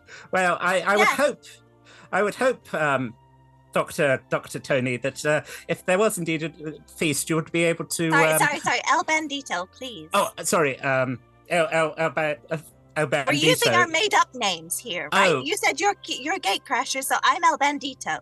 Oh, yes, we're using our made-up name. So, El Bandito, yes, we indeed would... I would hope you would be able to avoid going off your mission to have a delicious feast, but... That sounds very dull. Well, we don't do this for fun. We do What if your mission was to save some people, and then there was some kind of vehicle, and there were other people that might get hit? Next slide. Okay, so you must understand that you have been shifted out of your timeline in order to be assistants to the greater fabric of the multiverse. What you would consider to be your own personal timeline has at this point ended. In the case of some of you, you will have probably died if we hadn't come and got you. But fortunately, you have been saved in order to be of assistance to, well, absolutely everyone. But at the end of this mission, if you have no desire to become a gatecrasher, we can relocate you to a new timeline, possibly taking the place of an alternate version of yourself that has now perished, or even one where you were never born. If you do decide to stick around, this is the chance for you to be able to understand the miracles of the multiverse and achieve ultimate power. Next slide, please. Keep a look just like this, and I think that's all. That's all it. Full of light snow. Yes, as you all look confused at that not very explanatory thing. The tabaxi full of light snow gets up. Thank you, Keeper. So thank you all for. Well, I suppose you didn't really have much of a choice to be here. I would like to explain why exactly it is that we have. Scooped you. That's not the technical term, but it is the term we are using. Okay. Yes. Yes. Is your name not also Gatekeeper? No. Gatecrasher? No. No. I'm not actually a. I'm not a gate crasher. No. You look sad about that. She does. Her eyes again. What's everyone's passive perception? 15. 15. My mute button's in a completely different place. I have 15. 16. 16. 23. Absolutely everyone sees that Full of Light Snow's eyes flick over to the Medusa Gatecrasher, who's been sitting next to you in the stands, where she, again, like, it seems to be a tick that these gatecrashers adjusts her robes and no, I'm not I didn't pass the test, so I'm not a gatecrasher. Next slide. Welcome to Mission Shatter Orb. I am full of light snow. That's point. Podcast listeners, I would suggest that you go watch the stream, because currently there are emojis and Comic Sans. She is making it fun. Okay, so yes, let me explain why exactly you are here. Next slide, please. Right, so this is the story of Gatecrasher, who was a Gatecrasher. Now, Gatecrasher, this was about 10 years ago, had a group of trainees. There was Pock, the halfling boy, and there was Broken Glass, the Kenku. Those of you who saw the painting could probably put together this is indeed them. Unfortunately, Gatecrasher, in the pursuit of saving the multiverse, was forced to abandon Pock, and he was killed in a volcano. The magician goes, I don't think it's very tasteful fall to put a little picture of a volcano. I wasn't sure if I mean, everyone's from a universe. Anyway, after the loss of Pock, both Gatecrasher and Broken Glass, or she tries to make a noise which sounds like, but it doesn't come out. And anyway, Broken Glass, they went missing, and Gatecrasher has been missing ever since, presumed dead. Well, his silver key. Actually, we'll get to that. Next slide. I think the transition, if we could. Yeah. Okay. So there's the woman named Lady Babington who despised the Gatecrashers. She stole and murdered, and in the end was able to build a device known as the Cadence in Shadowfell, which was powered by the 12 keys. One key is of astronomical power and is able to do many marvelous things. 12 together would really destroy everything. It turns out that Broken Glass hadn't in fact died along with her mentor, and was assisting Lady Babington in making the Cadence, and was also working with a group which was known as the Broken Keys. The Medusa straightens up and is like, sorry, Dora. Gatecrasher, I think it's important that they need to I must. Next slide, please. Lady Babington was pro marvelous parties in the Shadowfell, and was ultimately killed by a group of bards, including one, a minotaur known as Hunk or Hunkerat on a hoof. Since the death of Lady Babington, the Broken Glass somehow managed to get a really horrible mask, and in using the broken keys, was able to unleash something from the gap between. That's me doing that as Jack. I know. How many chicken wings have you eaten? Well, it would have been all of them. All of them. But that one took some. They were delicious. Good. Please continue with your delightful presentation. It's very fascinating and engaging. Yes. Are we in the QA bit? No, it's QA later. My A was going to be that you mentioned you weren't sure about the pictures, but I like the pictures. It makes it helpful. Oh yeah, they're really good. They're really good. Good. I'm glad it's helping. I think it's quite useful because sometimes the fact that everyone's called Gatecrasher can get quite confusing, and I get confused. It's my job to sort of that does not look like a Kanku though. That looks more like an Arakocra.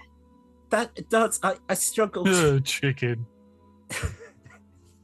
In world, these are hand-drawn pictures. Yes, Karen and I'm also really impressed by the way that you can ensure that people with various linguistic backgrounds can also engage with your PowerPoint. Thank you. Straightens up, and then it just have a very pretty name. Not sure how a cat blushes, but thank you. Anyway, yes. So for that, we've now moved to an extra level where Full Flight Snow now has a bit more confidence. Yes. So by the use of this task, Broken Glass and the Broken Keys, glances at the glances back, were unleashing a yellow toxicity, a sort of yellow thing. This causes corruption and destruction. This was classed a type 1 danger, something that would be able to destroy the entire multiverse. It corrupted people, made them angry, made them want to cause destruction. Next slide, please. The yellow stuff, and now this is the good thing because I've done it for the other gate crashers, so you don't get confused. So the yellow stuff was able to corrupt the gate crasher, who is a warforged, and a gate crasher who is a dragon. Although she doesn't want people to know that. She has a lovely hat. I think she's around here. I haven't seen her recent. Anyway, Nulan, who was one of the broken keys. So turns away from the Medusa. So the broken keys actually were a group of assistants to the gate crashers who, like Broken Glass, took umbrage against the fact that they were abandoned. So we were able to work with Broken Glass. Yeah, okay, people have noticed, and try and get some justice. But it turns out, actually, some of us aren't so interested in destroying everything. They just wanted to be loved. But anyway, Nulan was a real nasty piece of work, and he attacked the keysmiths who were involved in the creation and protection of the keys and were able to murder all of the keysmiths apart from Hemlock, who's very brave and very strong. Anyway, the keys were discovered again in Waterdeep after an event which has become known as the Third Heimlich incident. A bunch of skeletons managed to attack an opera, which, interesting enough, was called the Silver Keys, as an attempt to bring everyone back together. A small group which included Hunk and Hemlock and Gatecrasher now, and Bernard, and but this is Tom just going David's character. Anyway, no, that's me breaking power. Anyway, yes, Alba. Alba, that's it. And Alba, they were able to. Anyway, next slide. So the broken keys, Gatecrasher began corrupting the genus loci of the Beastlands. It only half worked. It's still causing problems. And of course, what occurs on the material plane also occurs in the Beastlands. And there was also a possible attack on the World Tree, Idrisil, a thing that was not believed. Anyway, that's probably not important. Gatecrasher was banished during a fight. We don't know where he is. The Warforged Gatecrasher is currently still corrupted by the yellow stuff, and Gatecrasher, the dragon one, keep us like, I don't think it's right that they're called Gatecrasher for a reason. It's all to work together. I, for one, don't like the little pictograms. Well, the others do, so anyway. Funny, shut up. You shut. No.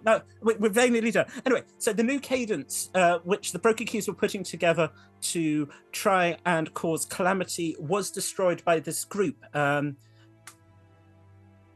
was helped. Glances at the Medusa. He's like, I'm fine. The Broken Keys managed to either get killed or change side. I assisted, and we managed to escape from limbo, although it took a lot of effort. To power a silver key is a difficult thing to do without training, but Gatecrasher managed to power it, and then they managed to get the entire party safely back to a wonderful seaside resort where everyone had cocktails. Anyway, next slide. No, that's not your job. Anyway, so Jakar, Karen, Georgie, and hold on. Next slide. There you go. Better. Anyway, sorry. El Bandito. We're using made-up names. They're not made-up names. Can we stop interrupting? Anyway, final slide, please. Anyway, the mission that we are going to present to you, the new associates of the Gatecrashers. 1, find Broken Glass. 2, stop her from destroying the multiverse in her fury and her hatred. And 3, try and work out. Profit? Yeah, profit. Yes. Yes, profit. And also, kind of gestured at herself. Profit. I'm a seer. That's fine. It's not funny. Can we stop heckling? I won't really. Anyway, you can either become a Gatecrasher, or we can relocate you to a new universe, or we can give you treasure. We'll be very grateful. The reason we're asking you is because I had a vision, and I saw. Well, I saw the doctor, and now it's just a final slide. Oh, you said that was the final slide. This is like the holder slide. Oh. Any questions? Okay. I'd not finished writing down the order of things. So what was step 3 before profit? Stop this from happening again. Okay, thank you. Yes. So yes, Karen. I forgot my question. Oh, okay. We'll come back to it. Remember my question. Yeah. Yes. One. Yes. Is there a performance review? Because you did very well and the others are mean and not nice. And they should get a D merit. Is that the same as taking their toes off? Should be. No. They get that. No one's getting their toes removed. Yeah. Or just told off. And you did very well. And you should get more toes. Oh, wait. We'll start going rummaging in her spangly sack. Yeah. Also, there's only one of me. Sorry? There's only one of me. Just here, or are you? There's only one of me. So, the keeper. It's true. He's unique. There's no one like them. Well done. You are completely. The rest of you looks you over. But yes, Keeper has come back up, but Full of Light Snow is not leaving the podium. So the kobold climbs up and says, "I will also be participating in the Q&A." Yes. Who's next? Georgie. Just before you go, Sean. While that is happening, Tony will have pulled something out of her bag of holding and scampered over to Kieran and given him a gold star. And I figured it was your idea, so you should give it to her. But just try and present it this way round so she doesn't see that there's a phallus drawn on it. Passing it to Kieran. Yeah. Karen, add one phallic gold star to your inventory. But you should give it to her because you wanted to give her a merit, right? There you go. Just going, ignoring the cake, Yeah. and then we're just kind of sticking the star. She's now got a little gold star on her foot. I'm like, yeah. Anyway, yes, Georgie. Yeah, no, it's not so much a question, so much as I wanted to say to Fall of Light Snow that I particularly enjoyed your pun of the word profit and profit. That was very funny. Thank you, Georgie. I don't get to do that one very often because don't boo me when I'm right. Because everyone has heard, I think I'm funny. Oh, I just didn't want to interrupt during the thing by laughing. I think again because you've all got high perception, you can vaguely hear the Medusa go. I also think you're funny, but that counts. Well, we're not meant to interrupt. No. Yeah, you've got questions. You're all cute. We didn't bring you here because you're all rule keepers. Rule keepers not a thing. I'm a keeper. Anyway, yes. There's 27 less of me. I just wanted to throw that out there. Oh yes, I made sure of that. Yes, you're the ultimate Jakarth, aren't you? Yes, you. This isn't even my final form. No, it really isn't. I'll let you know a secret. You're type 6 concern to us. I don't know if that's good or bad. Well, it's better What than the rest of us? just. I'll tell you what. You can ask Fall of Light Snow later, and she will give you your ratings. But you can see her just going. Yes. Any final questions? They might have others. Yes. Okay. About Dito. I have many names, so if I become a gatecrasher, I will willingly add it to my list, but it cannot be the only one. No, I'm afraid those are the rules. Of which But you are rule breakers. Yes, as you say that, I'm like, I mean, my name's Keeper, but I get that because I keep rather than crash. But Yes, you've also got the whole thing about. I El Bandito. Okay, Jack. Well, I think is it Karen? They had their hand up a little bit than I did. Well, Karen then. Oh, I had a question to Fall of Light Snow. Yes. Which was how maybe you weren't supposed to be a gatecrasher because you were supposed to become the rule keeper. How do we help you do that? Because I feel that you are the most qualified person in the room. Well, I mean, I've been studying, and I would like that. Looks at the kobold. Again, we've all seen cats, and when cats get that look in the eye, and the kobold's like, no. Well, the kobold about to get batted off of the stage. Yeah. Meow. Yeah. We'll discuss that later. Yes, Jack. You said about the places that this affected. Waterdeep. Yes. Is that all Waterdeeps, or are you favouring one universe over the others? Well, we're trying to take care of as many universes as we can. So you're favouring universes?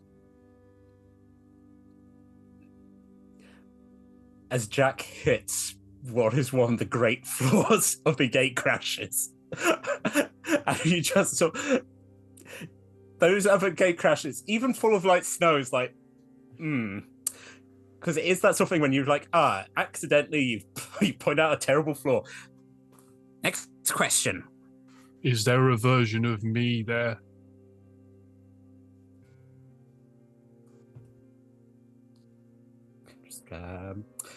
Just having a lovely little. I'm just looking something up on my phone. What's a D20? Cool. Make an insight check. Insight. It's not very high, I don't think. Can we all make an insight check? If you want, yeah. 11. Cool. 10.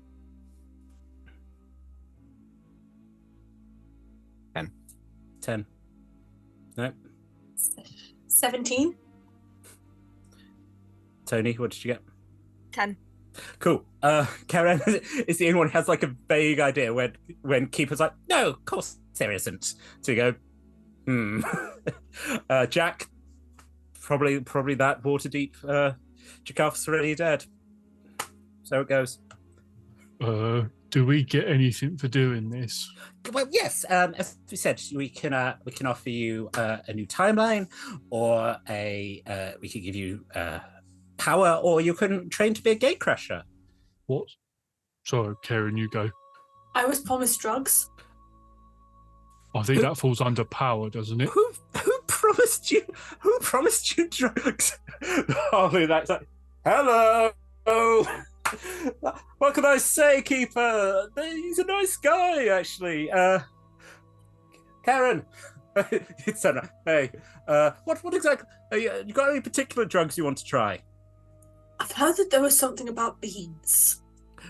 Oh. Can do. Stop offering the assistants drugs. Opens the mind, travel, and okay, well. I find it's also really useful for when you're getting people together and they've all got emotional problems and you need to sit down and have therapy. Bingo. Don't go to therapy. Beans are good for that? It depends on the beans. Sometimes you want a meal, sometimes you want to relieve your mind from its burdens, and sometimes you want to do both at the same time. And then sometimes the therapy is using the bad beans to go and poison the people who've been causing you problems. I definitely do use beans to relieve something sometimes. You know, I have experience with people that use beans far too much, and I have to say, I'm not entirely sure that it fixed problems in the way that he wanted them to. You can have an overdependency on beans. It was sad. Yeah, it's the baked ones. They really do things to your dopamine levels. Yeah. Yeah. That's half baked to me. I'll just slowly turn and look Yeah. at Georgie. Also, again, it's it's great you've all got high perception because I can do my weird things like Full of Light Snow turns to keep and goes, so they knew Clint, the type of free. Oh, yes, the one who just probably now looks at Tony and goes, ah, right. What? No, let's keep talking about beans or not. We don't have to talk. Actually, no, I do have a follow-up question to the point that you made before when you said that some universes were more favored than others, and I just wanted to know, does that mean that there were other universes where one of you gate crashers decided to step in before the Tarask burned everything down? There is a silence. Good question. in the room. Karen, you're a multiversal traveler. Do you think you've ever heard of a Tarask? You know how bad that is. You other two, possibly not. Actually, maybe Jack. Jack, do you? I was going. Do you think? And would you care? Would you care? Jack is known as a mass murderer. Yes. But the only people he's actually killed are other versions of himself. Yeah. Although he makes out that he's killed millions of people. Yeah, of course. But so you probably don't know. You probably have know what a Trask is, but never been near one. Yeah. And Georgie? I don't know. Possibly in the kind of knowledge of like draconic things and stuff like that. Like maybe has heard tell, but yeah, there's no way would have come against one. No. This is great because Nat has opened the side plot to this adventure because yes, the Tarask. Yes, when Clint Eatswood was mentioned, that's rather a stain on our reputation. One of our gate crashers was indeed able to rescue you and your associates. Unfortunately, we weren't able to save that world. It seems your Professor Mollusk, correct, made a device out of a silver key. Yes. Well, it wasn't just him. You know, I had actually a very large contribution. I made sure it looked real pretty. That's well done. Again, this very confused kobold. It's the Medusa goes. It's traveling the multiverse. Just the slug? No, the Tarask. You put a silver key in its belly, and now it's jumping around. Oh no! Yes, you've unleashed basically a world-destroying weapon on the multiverse. So that's an. You know how we've been talking about type? That's like a type 0. That's if the Tarask ever is able to stay in a particular place at one time, it'll probably destroy everything. But yeah. An astral terastal. An astral terastal. Yes, well done, Jakar. Jack. Sounds like a real pickle. And not the pelican type. Yes, Jack. What's this ultimate power you were saying? Oh, right, yes. Well, it is the ultimate power to travel the multiverse, to create things, to see. Or are you wanting? Because you want to be the only version of yourself, correct? Is that what you're looking for here? No. I want to be able to go back to my time and kill the person that is there and that took everything, but they're too strong for me at the minute. It would mean, if that means I kill my other forms to gain strength, so be it. What if he's going around all the multiverses killing his other forms to get more powerful as well? Then you're just flat. I hadn't thought of that. Jack, just take a moment. Yes, yes. I'm also loving the implication with there not being any other Kairens that Kairen is already the most powerful version. Absolutely. This is ultimate Kairen. So going, this doesn't seem like power. This just seems like Sunday. Look, in their grand scheme, Kairen was like the one going, "Oh, he'll understand this," but still just like going, "Yeah, no, I'm the completely unique." Again, we're not cribbing from. I don't know. There's a film series that did a thing about like being a unique version. I don't know. Anyway, Kairen, ultimate. The Alpha Kairen. Alpha. AC. Sorry, the half Alpha Kairen. Yeah.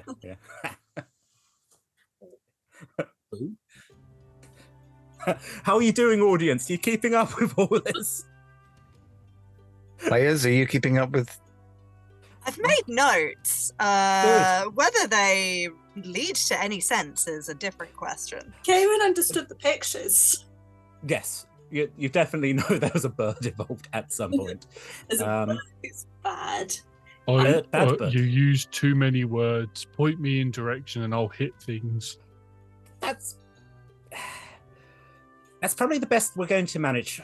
So I'll allow. Does anyone have one final question before we set you off? No? Good. Oh, ultimate Kalen, yes.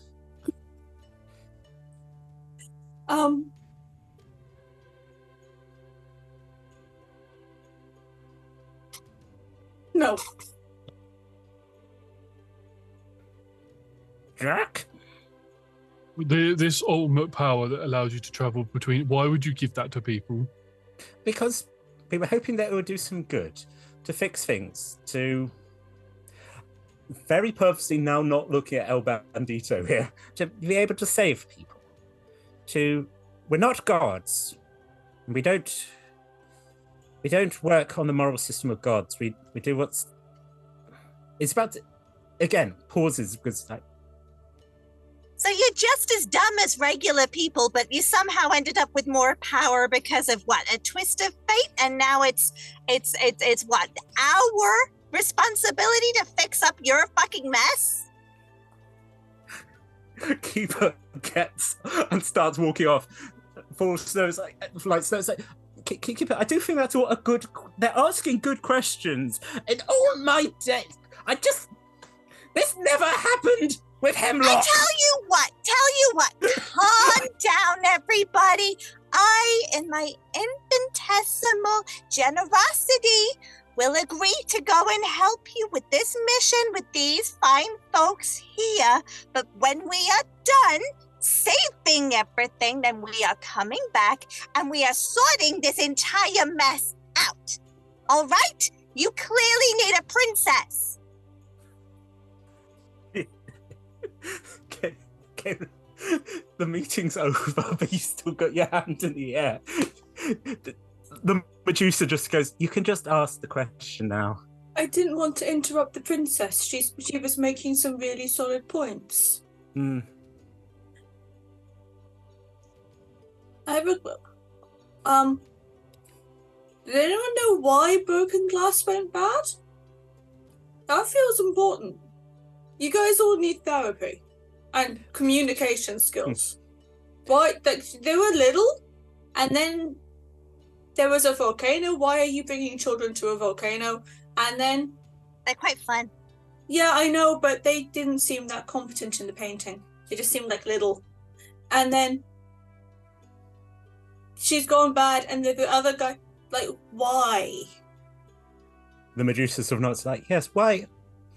And this is a bit unfair because Full of Snow is the only one like, yes, Snowy. Why exactly were we bringing children to a volcano? Okay, Crasher, you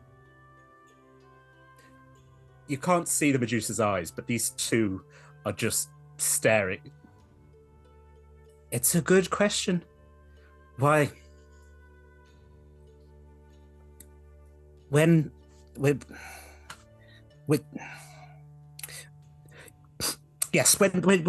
get back, Princess, you can you can have a talk and we can try and resolve No. things. Answer Karen's question. She starts walking. Now, don't just walk off. Snowy, come on, go on, answer that question. You're the gate crashing. Now, Dorothea, you deal with it. Walks out. Which one's walking out? Fall of light snow. Yeah. Oh, she's the one that we like. Yeah. So the Medusa's still there's been a few gate crashers at the back who also sort of the Aarakocra who's like, nope, keeping far away. I hope you're all proud of yourselves. That is one upset person. And I'm pretty sure it's all your faults. A few of them do look a bit ashamed, but the Medusa's like, she has a personal stake in this. The broken keys, the assistants of the gatecrashers who got left behind. There were a good number of us who were very unhappy about this way that things are running. But sometimes the only way you can deal with things is to change it from the inside, right? Right, hello. She sort of clambers over the seat, gets strapped. Good. Well, I don't know what time it is. My name's Gatecrasher, has already been established. I'm going to be your fifth. I'll help you travel the multiverse. I'll try and get you home safely, and I will ensure that, well, the mission is completed, that you'll get paid, and Broken Glass receives whatever punishment that is decided to be appropriate. Yes, Georgie. Is there something special about us needing a fifth?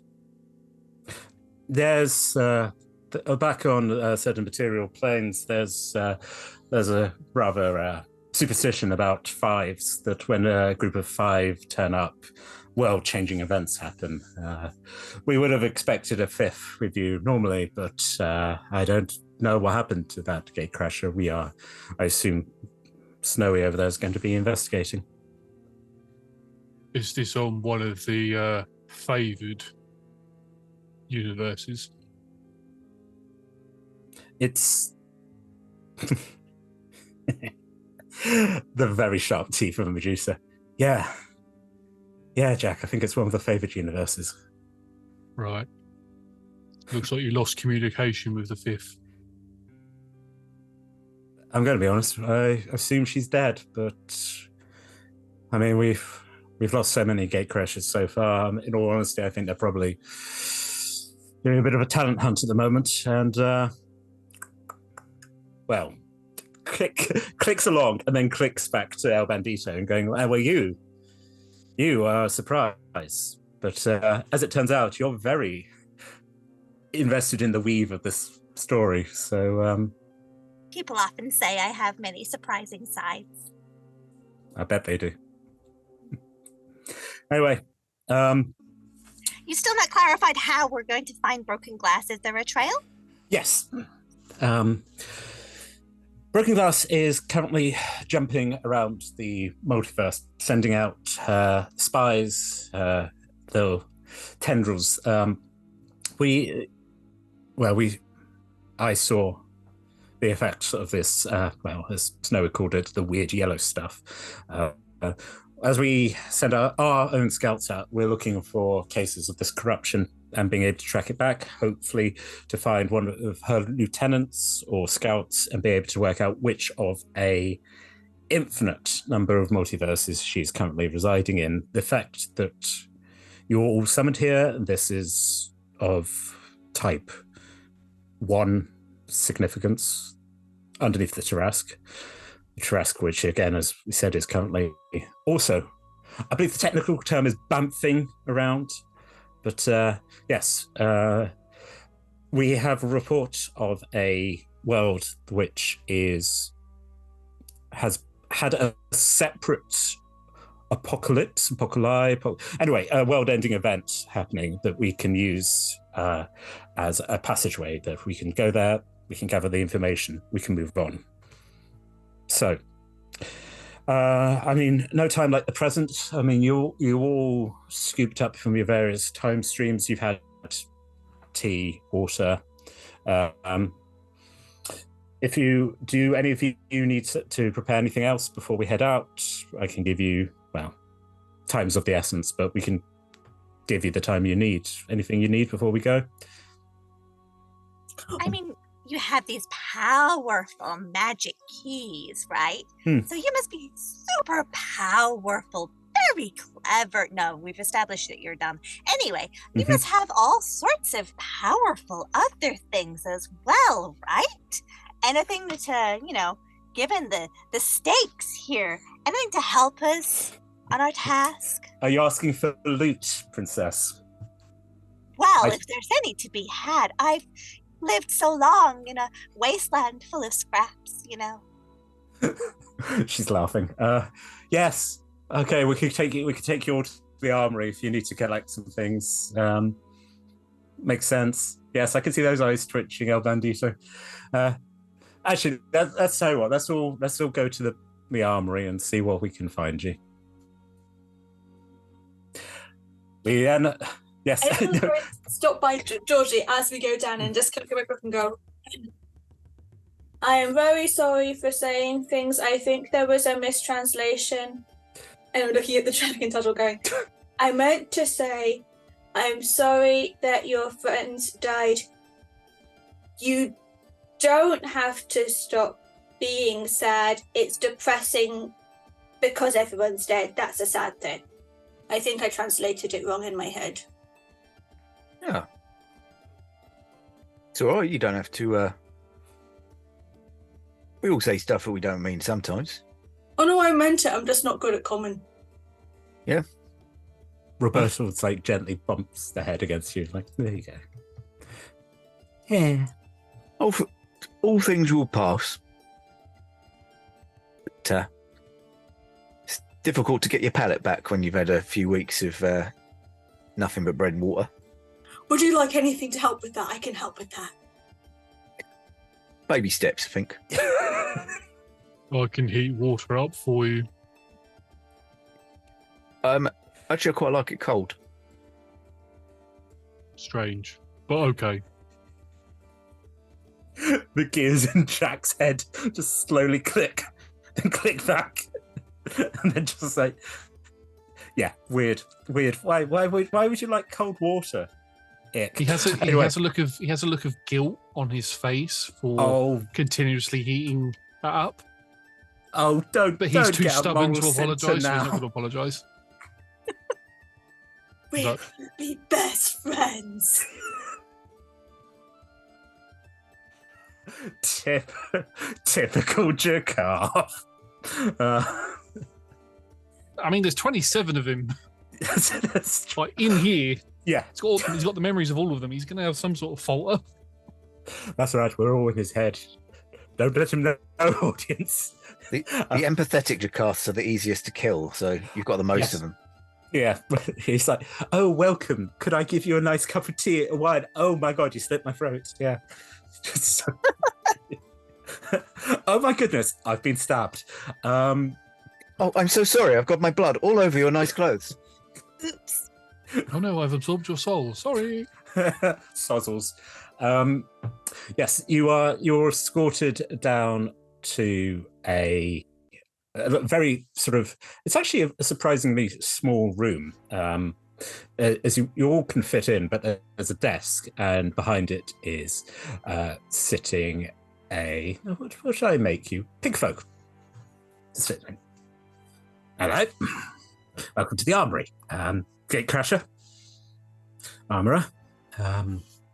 My associates here are hoping to arm themselves before we go on a difficult mission. Oh, well, yeah, no, that makes sense. That makes perfect sense. Hello, welcome. Welcome to the Infinite Armory. You name it, we hopefully should be able to provide it. So, for the second time, what are you buying, strangers? Buying? No, it's a joke. Well, we'll put on a shit. It's sort of like so you don't lose like a world-changing artifact. There's no money exchange. So you've got world-changing artifacts? No. just look. Insight check. Roll insight. Don't mind if I do.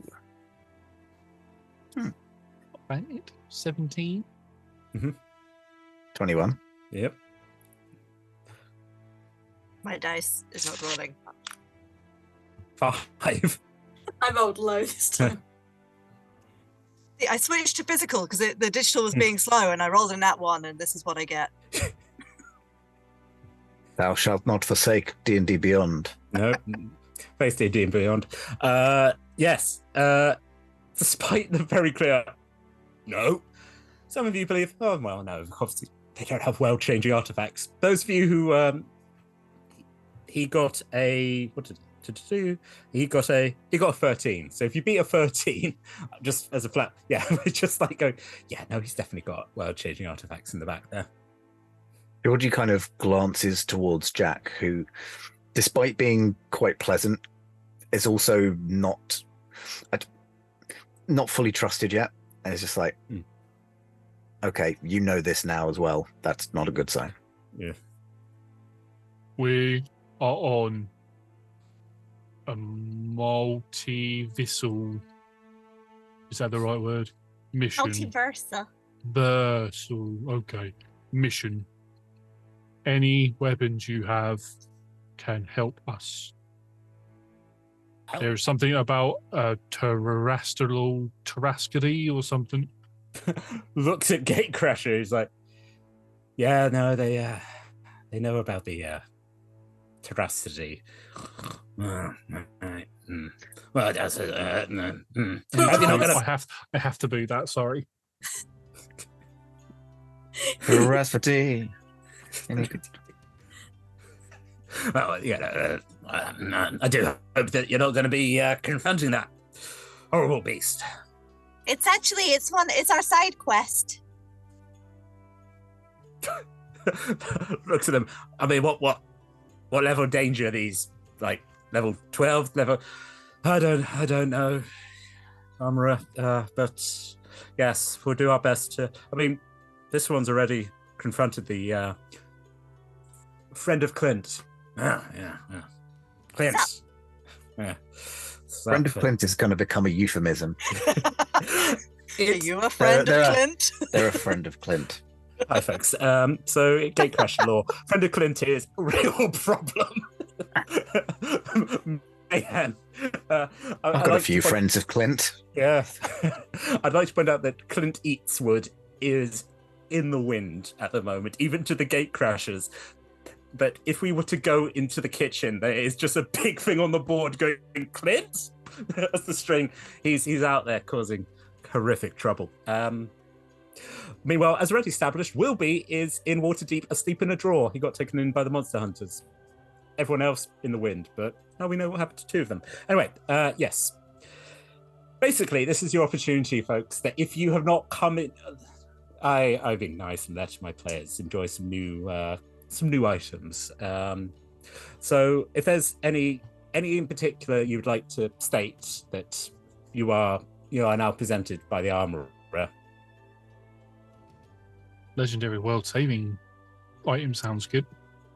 Yeah. Okay. Yeah, it takes a long time for me to trust a bit of kit, so I'm good with what I've got on me back. I am Amazing. also good, but if you happen to want to give us anything extra, nudge, wink, wink, then I will gladly take it. I tell you what. Oh, y'all, you keep talking. I'm just looking at the list here. I am having a furious conversation with Chippy to see about what Chippy would like to get from this armory. I have a question for you, Karen. Karen. Karen, sorry. You said you're the only one. So your ultimate, as the Gatecrashers called you. And you keep going on about therapy. Is the key to ultimate power therapy?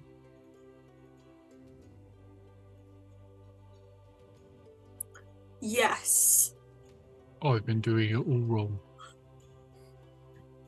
To investigate this sometime. Would you like to come? I can take you home and you can talk to my aunt. So my aunt does very therapy where you get to go and scream when you hit things, and then You go to my mom, and she goes and gives you tea, and then you drink tea and you talk about your feelings after you've expended all the emotional energy from the hitting things, and then you talk to my dad, and my dad gives you drugs. I like the first and third options. You have to go through my mom to go through the whole of them. I'll have to think on this. Come, it'll be fun. Which of the three is the most powerful? Your aunt, your mother, or your father? My mom's an archfey, my aunt's a hag, and then my dad's just... I think he just went into the court one day and decided it was cool, so probably my dad, because he was not from there and he survived. I really feel like I should have heard of you. Do you want to roll a history check now? I do. From the wrong autumn court. Yeah. And it's only a 9 because I keep rolling these same physical dice and I need to stop. Again, Tony, your time with Nutmeg, there was so much else going on that, and it was great being treated as a princess, and you got to ride around on her back, and then there was you practiced swearing about Jaction, that you were able to make long streams of like what a terrible abandoner of his fate he was, and then rather like Mrs. Havisham, where Nutmeg was like, but you'll never fall in love, will you? You'll never run off, and no, because you're good. You're good. I am loyal. You are very a little dear tongue, which is odd because she's in her humanoid form at the time. Yes, no, you're good. You're a good child. Yes, you won't abandon me. So I was very busy with that. Yeah, you're just thinking back about all the lovely gifts you're going to be given. At which point, a jar, and I rolled for this. A jar is put on the table. There you go. World saving, world fixing thing in that jar. Care to explain what it does? I mean, I believe what the kids are saying is fuck around and find out. Armorer, that's not actually helpful. I know, Gatecrasher. I'll just say, little miss, don't be sticking your paws in there. That's sticky stuff. Karen just literally this paper just like, no. All right, okay. It's sovereign glue. If anyone wants to make a history check. All right. Yeah, why not? History check or Arcana, possibly. Ooh, that's an 18 on the dice for a 17. Okay, so Georgie, possibly. 10. 15. I mean, I wish I could take a picture of my dice. It is currently on a flat surface, but it's like cocked. Yeah. It's not up against anything. So I'm going to take the lower result, and that will be a 9. Fair enough. Georgie, we flash back. Oh, good. Maybe a couple of years to gather on. I understand, Georgie. There's a lot of crazy stuff out there. A lot of tell you, there's a deck that could spell people's terrible fates, or terrible sovereign glue. If anyone ever offers you sovereign glue, be very cautious. It is the most potent glue in the multiverse, they say. An ounce of the stuff will cover about a foot worth of deep, sticky glue. Once it's set, the only thing that could destroy it is using something known as the universal solvent, and all of the ethereal nature, or even the wish spell. So, if anyone ever tells you to stick your hand in a jar of sovereign glue, you say no. You understand? Yeah, all right. This is a very specific advice. I don't know why I'm telling you. It might be because I'm a little bit drunk. So, who was it who asked you to stick a finger in sovereign glue, Faerun? That that was Miss Mathilde. She was a follower of Clemvor, and you can't trust Clemvor. No, that's not fair. That's dead now. Sad. I'm sorry, Georgie. I'm just wittering. You're a good lad, Georgie. It's all right. I think the gateway to the Shadowfell's round the corner. Don't worry. Yeah, we'll get it. That's everyone. You've already again lost a couple of your followers. Not followers, your friends. Isn't that a slip, Bone Lord? Anyway, yeah, Georgie, you've never seen it before, but you have a memory now of your fallen mentor. So yeah. If Kieran's still trying to, I will just kind of take their hand and be like, "No, listen to him on this one." You listen to your friend. That's sticky stuff. Don't eat it. Don't. If you want something to stay stuck, use that. It's like pushes it forwards. So anyone who wants to take that jar can. Oh, long as it takes to dry. Don't drink it. No, I just want to know how long it takes to dry. Oh, it takes a minute. Oh, sorry, That's still Georgie. quite a while.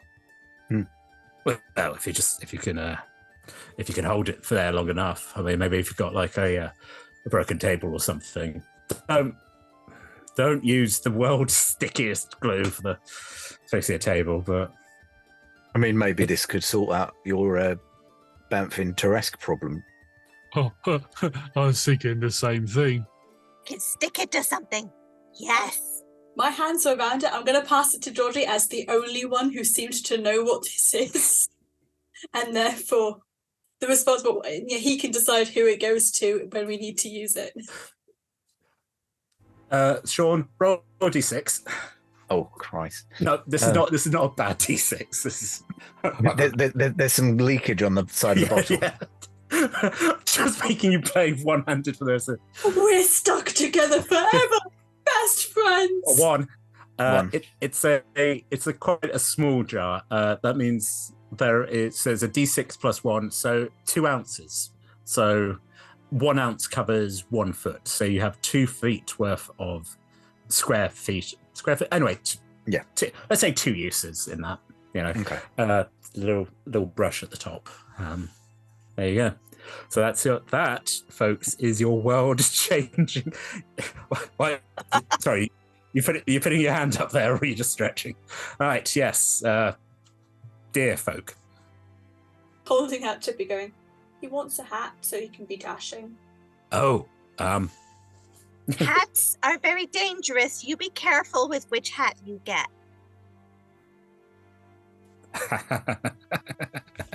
Oh, the temptation to play this card again. Hello. That's a Chippy. It's a random decoration I have in my house. This is perfect. Okay.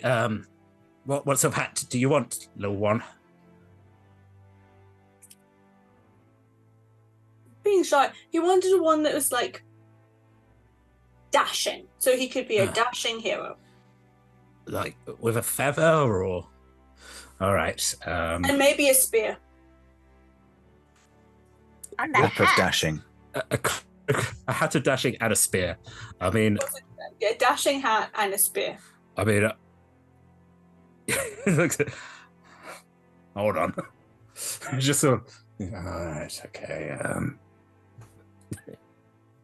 Cloak. It is a very purple round.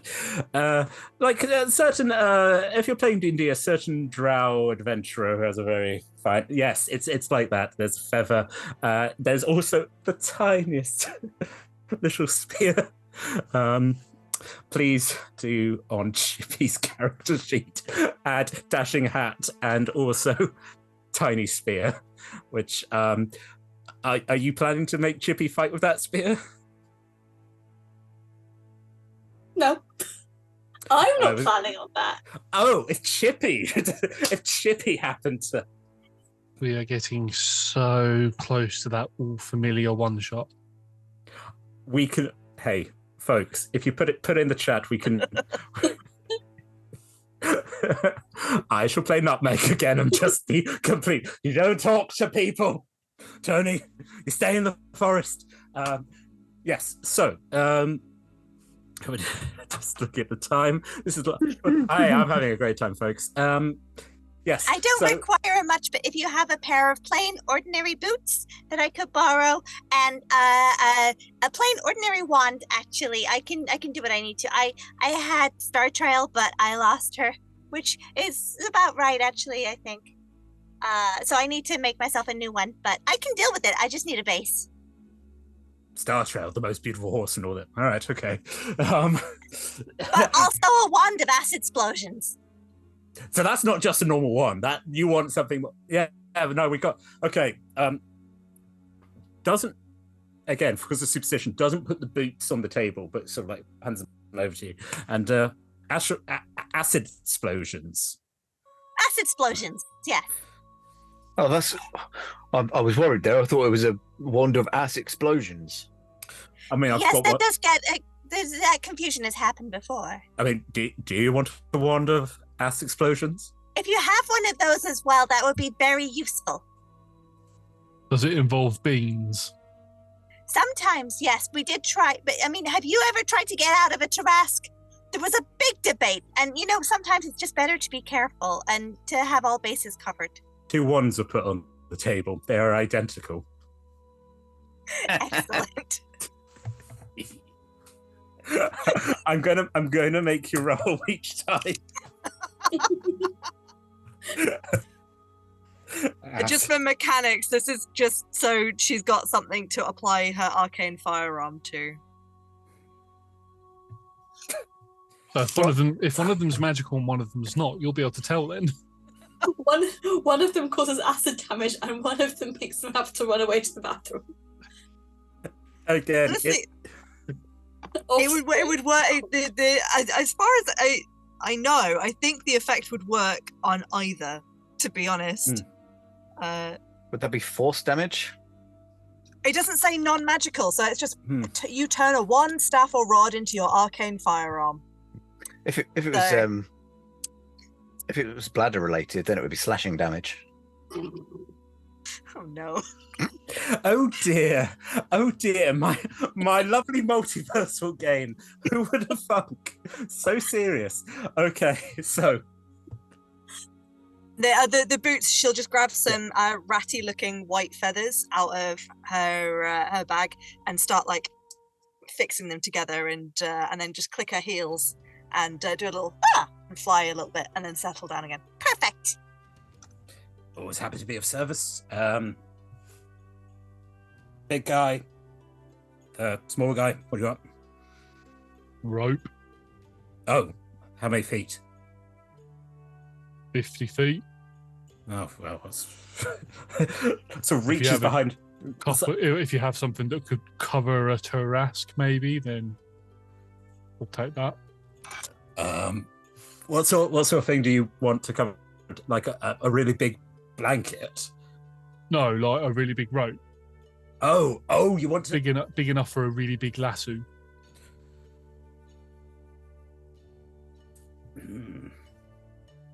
Infinite rope, you say? Oh, right. It could be infinite if you want it to be. I mean, if you just got like a really long rope, then that'll all do. Right, It's up to you. I don't mind. No, don't backtrack now. You said infinite, and you looked like you had it. We'll take the infinite rope. All right. I mean, it goes to, there's a spell where you can put like climb a magic rope. It's just, I know that one. Yeah. Well, it's a realm of rope. You just keep pulling, and there'll be rope. Perfect. We'll take all of it. How long's a bit of string? About the same distance if you fold it in half. Flicks a ring up. It's a hempen ring. So there you go. Start pulling that out. Eventually you can get into the... Hey, I'm just creating items now. Add rope ring to your inventory. Rope ring. See, guys, sometimes you're like, oh, I accidentally gave something that I didn't realize my players were going to use like that. Alternatively, you just get in a silly, goofy, goosey mood and just start giving world-breaking events. This is probably why most of the gate crashers are dead. I'm just saying.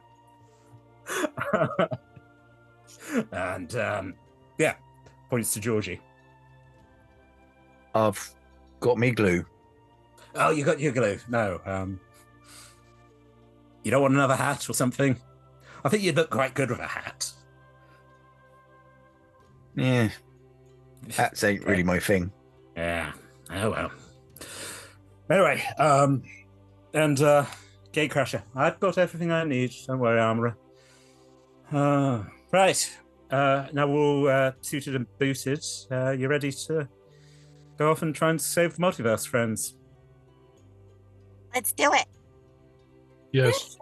The shrug. No time like the present. Exactly. You are led back into the corridor.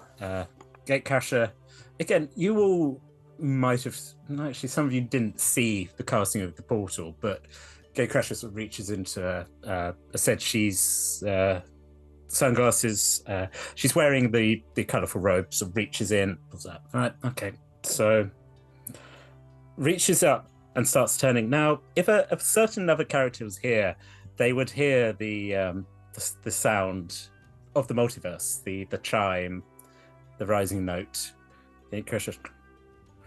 Okay, so this is where we last discovered the infestation, the yellow thing, as Snowy called it. See you on the other side, folks. And she steps out. If you're all sort of like looking, it seems to be a destroyed city. Not one of the, it's not Baldur's Gate. It's not one of the bigger ones, but it is a city that looks. The buildings are crumbling in. It doesn't look like people have been here in a very long time. But there you go. There's a portal to adventure ahead of you. Looks like hell. Toddles through. How about Dito? Looks Hold fun. Through goes Jack. Georgie will get on Roberto's back.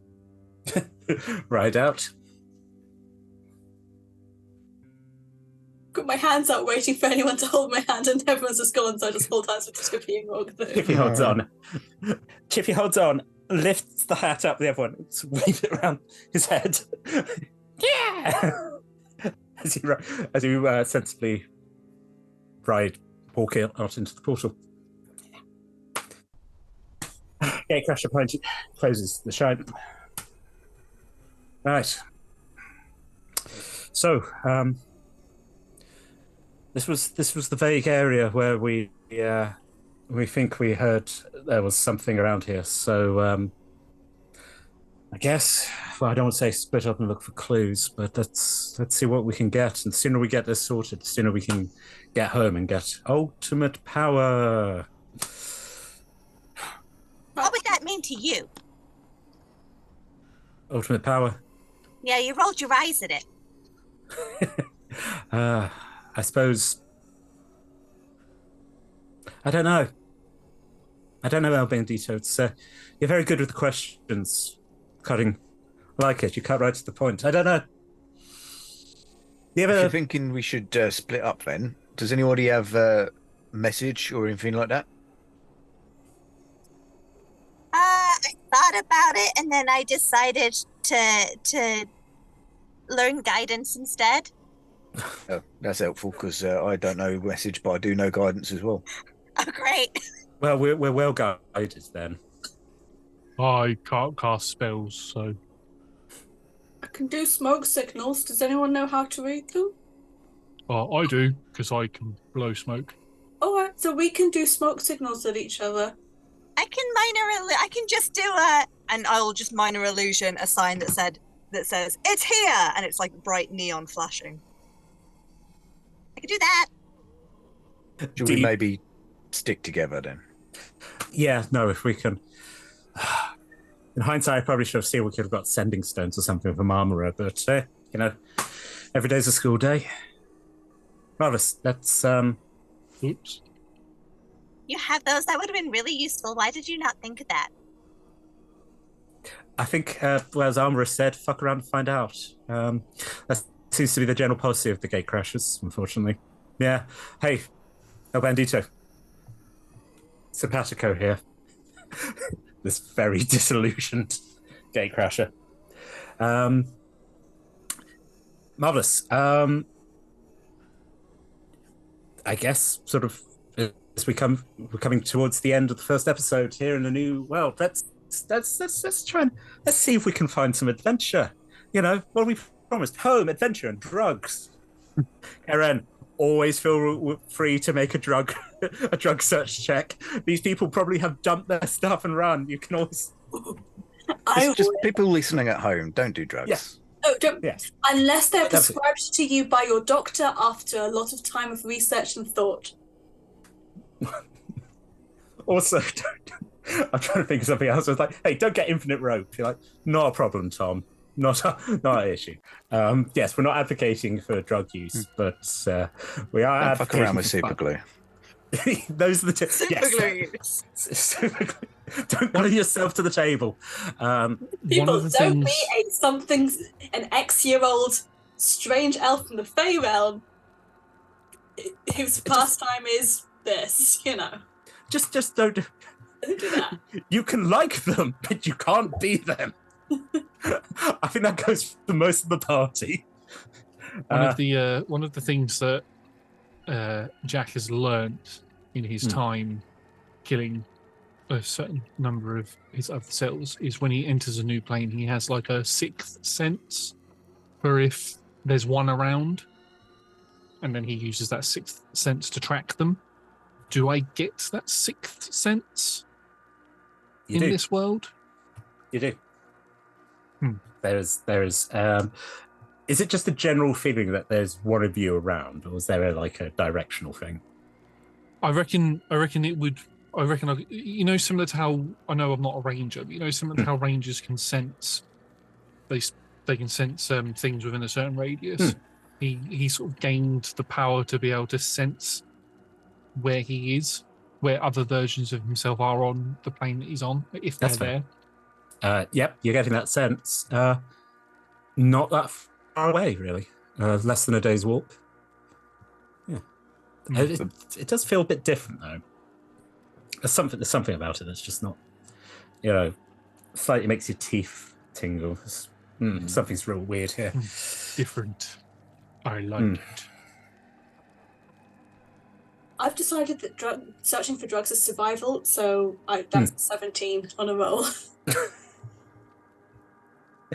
As a sort of like a conversation's been had with, to be honest, Georgie and El Bandito, because Jack has sort of like just started looking around going, different.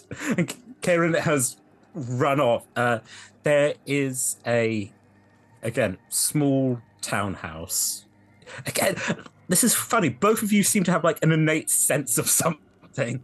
This is your version of it. Yeah, well, you are a ranger. You've got like a weird sense where you're like, yeah, okay, great. Okay, hovering up the stairs into a bedroom. It seems to be the bedroom of a younger person. It's that sort of weird transition between like childhood toys, but also there seems to be like the poster of a bard, sort of long hair flowing. Again, you've got perception. Someone's been kissing this poster. It's sad. Not sad for the kissing, but sad because this person. Judge it. No, I'm saying it's sad because the person obviously isn't here anymore. This is an abandoned building. Hey, folks, look, I don't want you doing drugs. I don't want you eating super glue, and I don't want you kissing posters. I'm worried about you getting paper cuts on your lips. Karen, yes, there is definitely something in this room if you want to search for it. That's a natural 19 on the die. Beautiful. Again, this innate sense that you have of like, hey, I'm a cool teen. I don't want my parents to know about this. You go over, you find the one of the it's like a stuffed owl, and you just sort of like gently run. There's a seam. You put it. There's a tiny little bag of leaves in it. She goes, Yeah, that's it's not good, but it's fine. It's more than you had 5 minutes ago. A lot of these have really good analgesic properties. So if if you've been injured or in pain, it helps get your mind off that a bit. Chippy sort of nods to you. Isn't sure why you're telling him because he's been here, but he's like, yeah. I don't know. It just feels like it's good to kind of just go over the medical side of things. There's method. There's method to the meth. There's method to them, and they just open a window and just kind of drop out the window. Finally, someone has defenestrated in this game as you just flop out of the first story window. Okay, just make me an acrobatics roll or athletics. You see, I'm Grace. I will.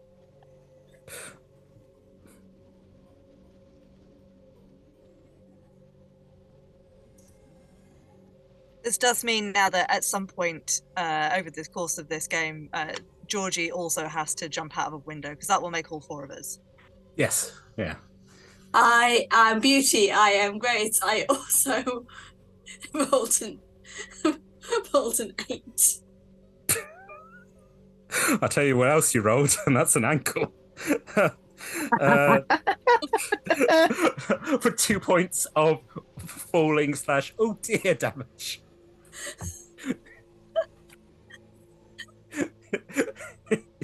also, it's not quite piercing, but Chippy kind of like scrapes, and then it's like points at the spear.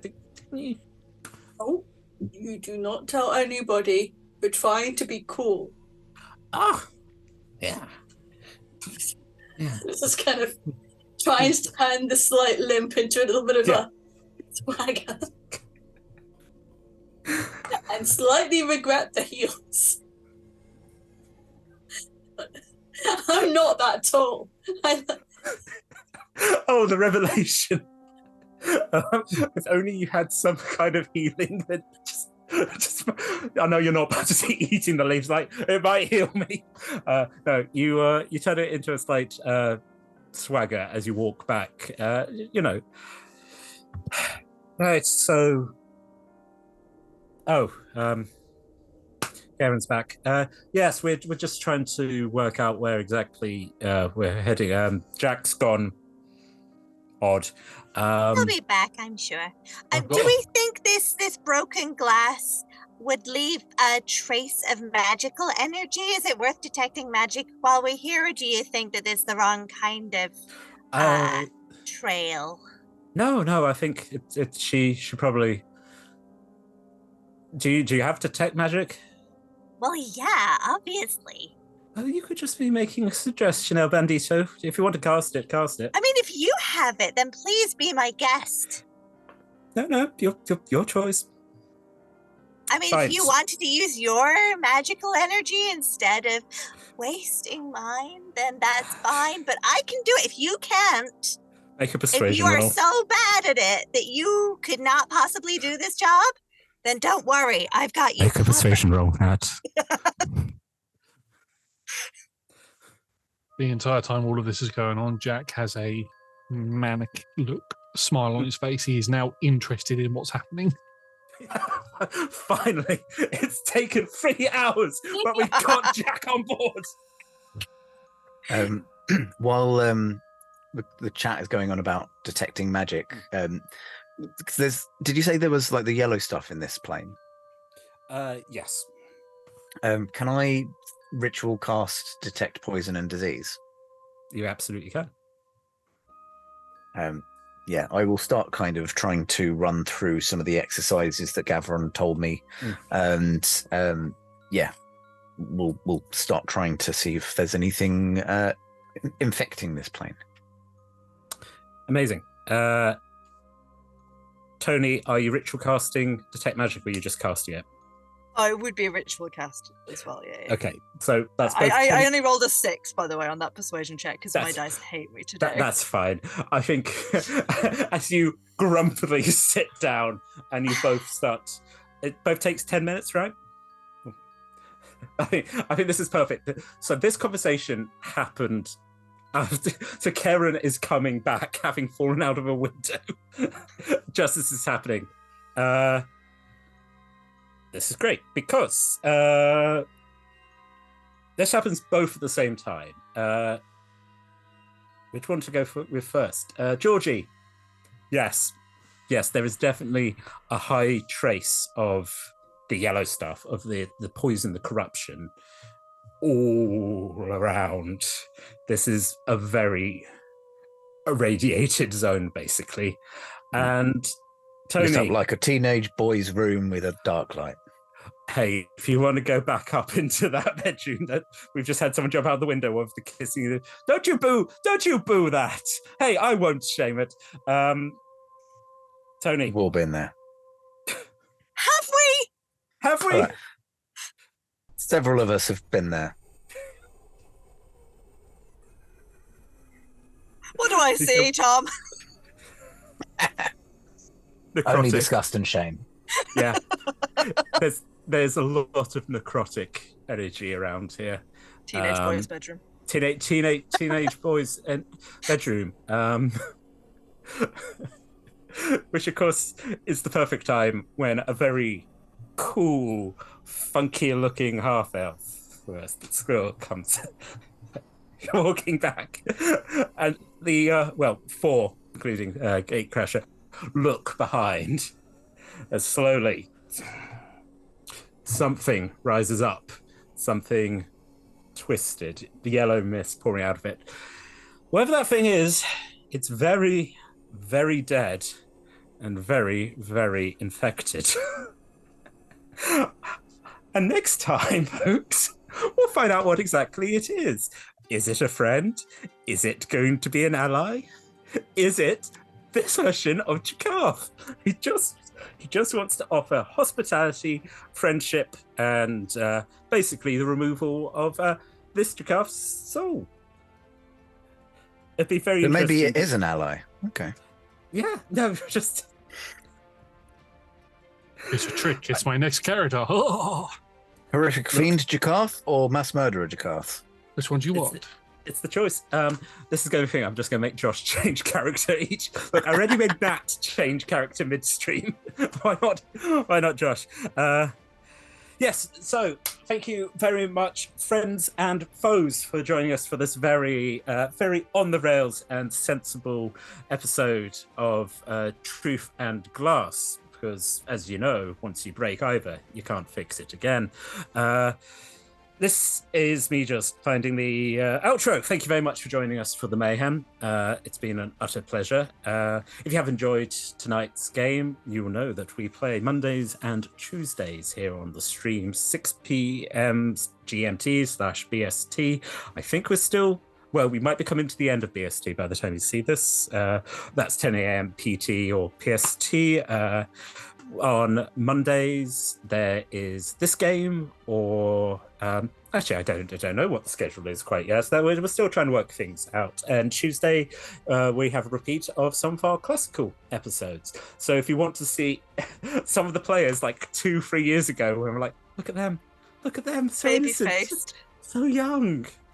I think Tuesday is Gloom on Baldur's Gate. Oh, I want to say. Yeah, nice. oh. Just so some of us are like, ooh, lovely stuff. So yes, look forward to that. And on Fridays, also at 6 p.m, we have either Talk Together, which is where we talk to various people in the TTRPG world, or Talking is a Free Action, in which 4/5 of the people sitting at this table might decide to put people into a dungeon, or a shop in the case of one of our players, and we ask them questions, we make them suffer, and everyone has a lovely time, and we learn facts and figures. All our shows are streamed here at twitch.tv/rolltogetherrpg, and you can find our content archived at youtube.com/rolltogetherrpg. If you haven't enjoyed the podcast, well, you can listen to more. You would have missed out on the very good PowerPoint presentation that I put together last night at the time of recording, when I was like, they're probably a slideshow, and everyone's like, well, I'm going to make that, right? So I was like, sure am. It was very good. It was worth it. How else am I going to get about 4 episodes worth of facts and figures back in, and also let you know that one of the characters has a crush on one of the other player characters? Anyway, so podcasts. If you look for Roll Together RPG on most podcasts, we're there. If we're not, let us know. Biggest thank you to our beloved D20 Club on Patreon. Again, hand cross. I don't have the hands for it. These are good hands. These are strong hands, but they just couldn't hold on. Anyway, so if you want to be like the D20 Club and you want to provide us with one of your local currency, be that pounds, dollars, gold, or as I've started saying, goats, you can. We're lovely. The D20 Club are a delight. They also helped us put together a Discord and a wiki. So come along the Discord if you've got any questions, you want to hang out, you want to show off your various beautiful dice. It's just, yes, as we point, what is time? What is space? And the wiki, I mean, good luck with this, where I just start dropping names. You're like, is this going to be... It's been fun looking at the crash and burn thing where they're like, we are not sure why this happened. You're like, I have no idea. Anyway, sponsors, you're all amazing. We love you so much. Social media, also the TikTok. I'm like a year into it. I still don't know how it works, but there certainly are the memes and the dances. There's less dances now. There's more people getting excited about former presidents' headshots, which kind of lets you know when this has been recorded. Anyway, I'm rambling. I'm tired. We all want to go lie down and enjoy our bread and our water and our illicit drugs. But don't do it.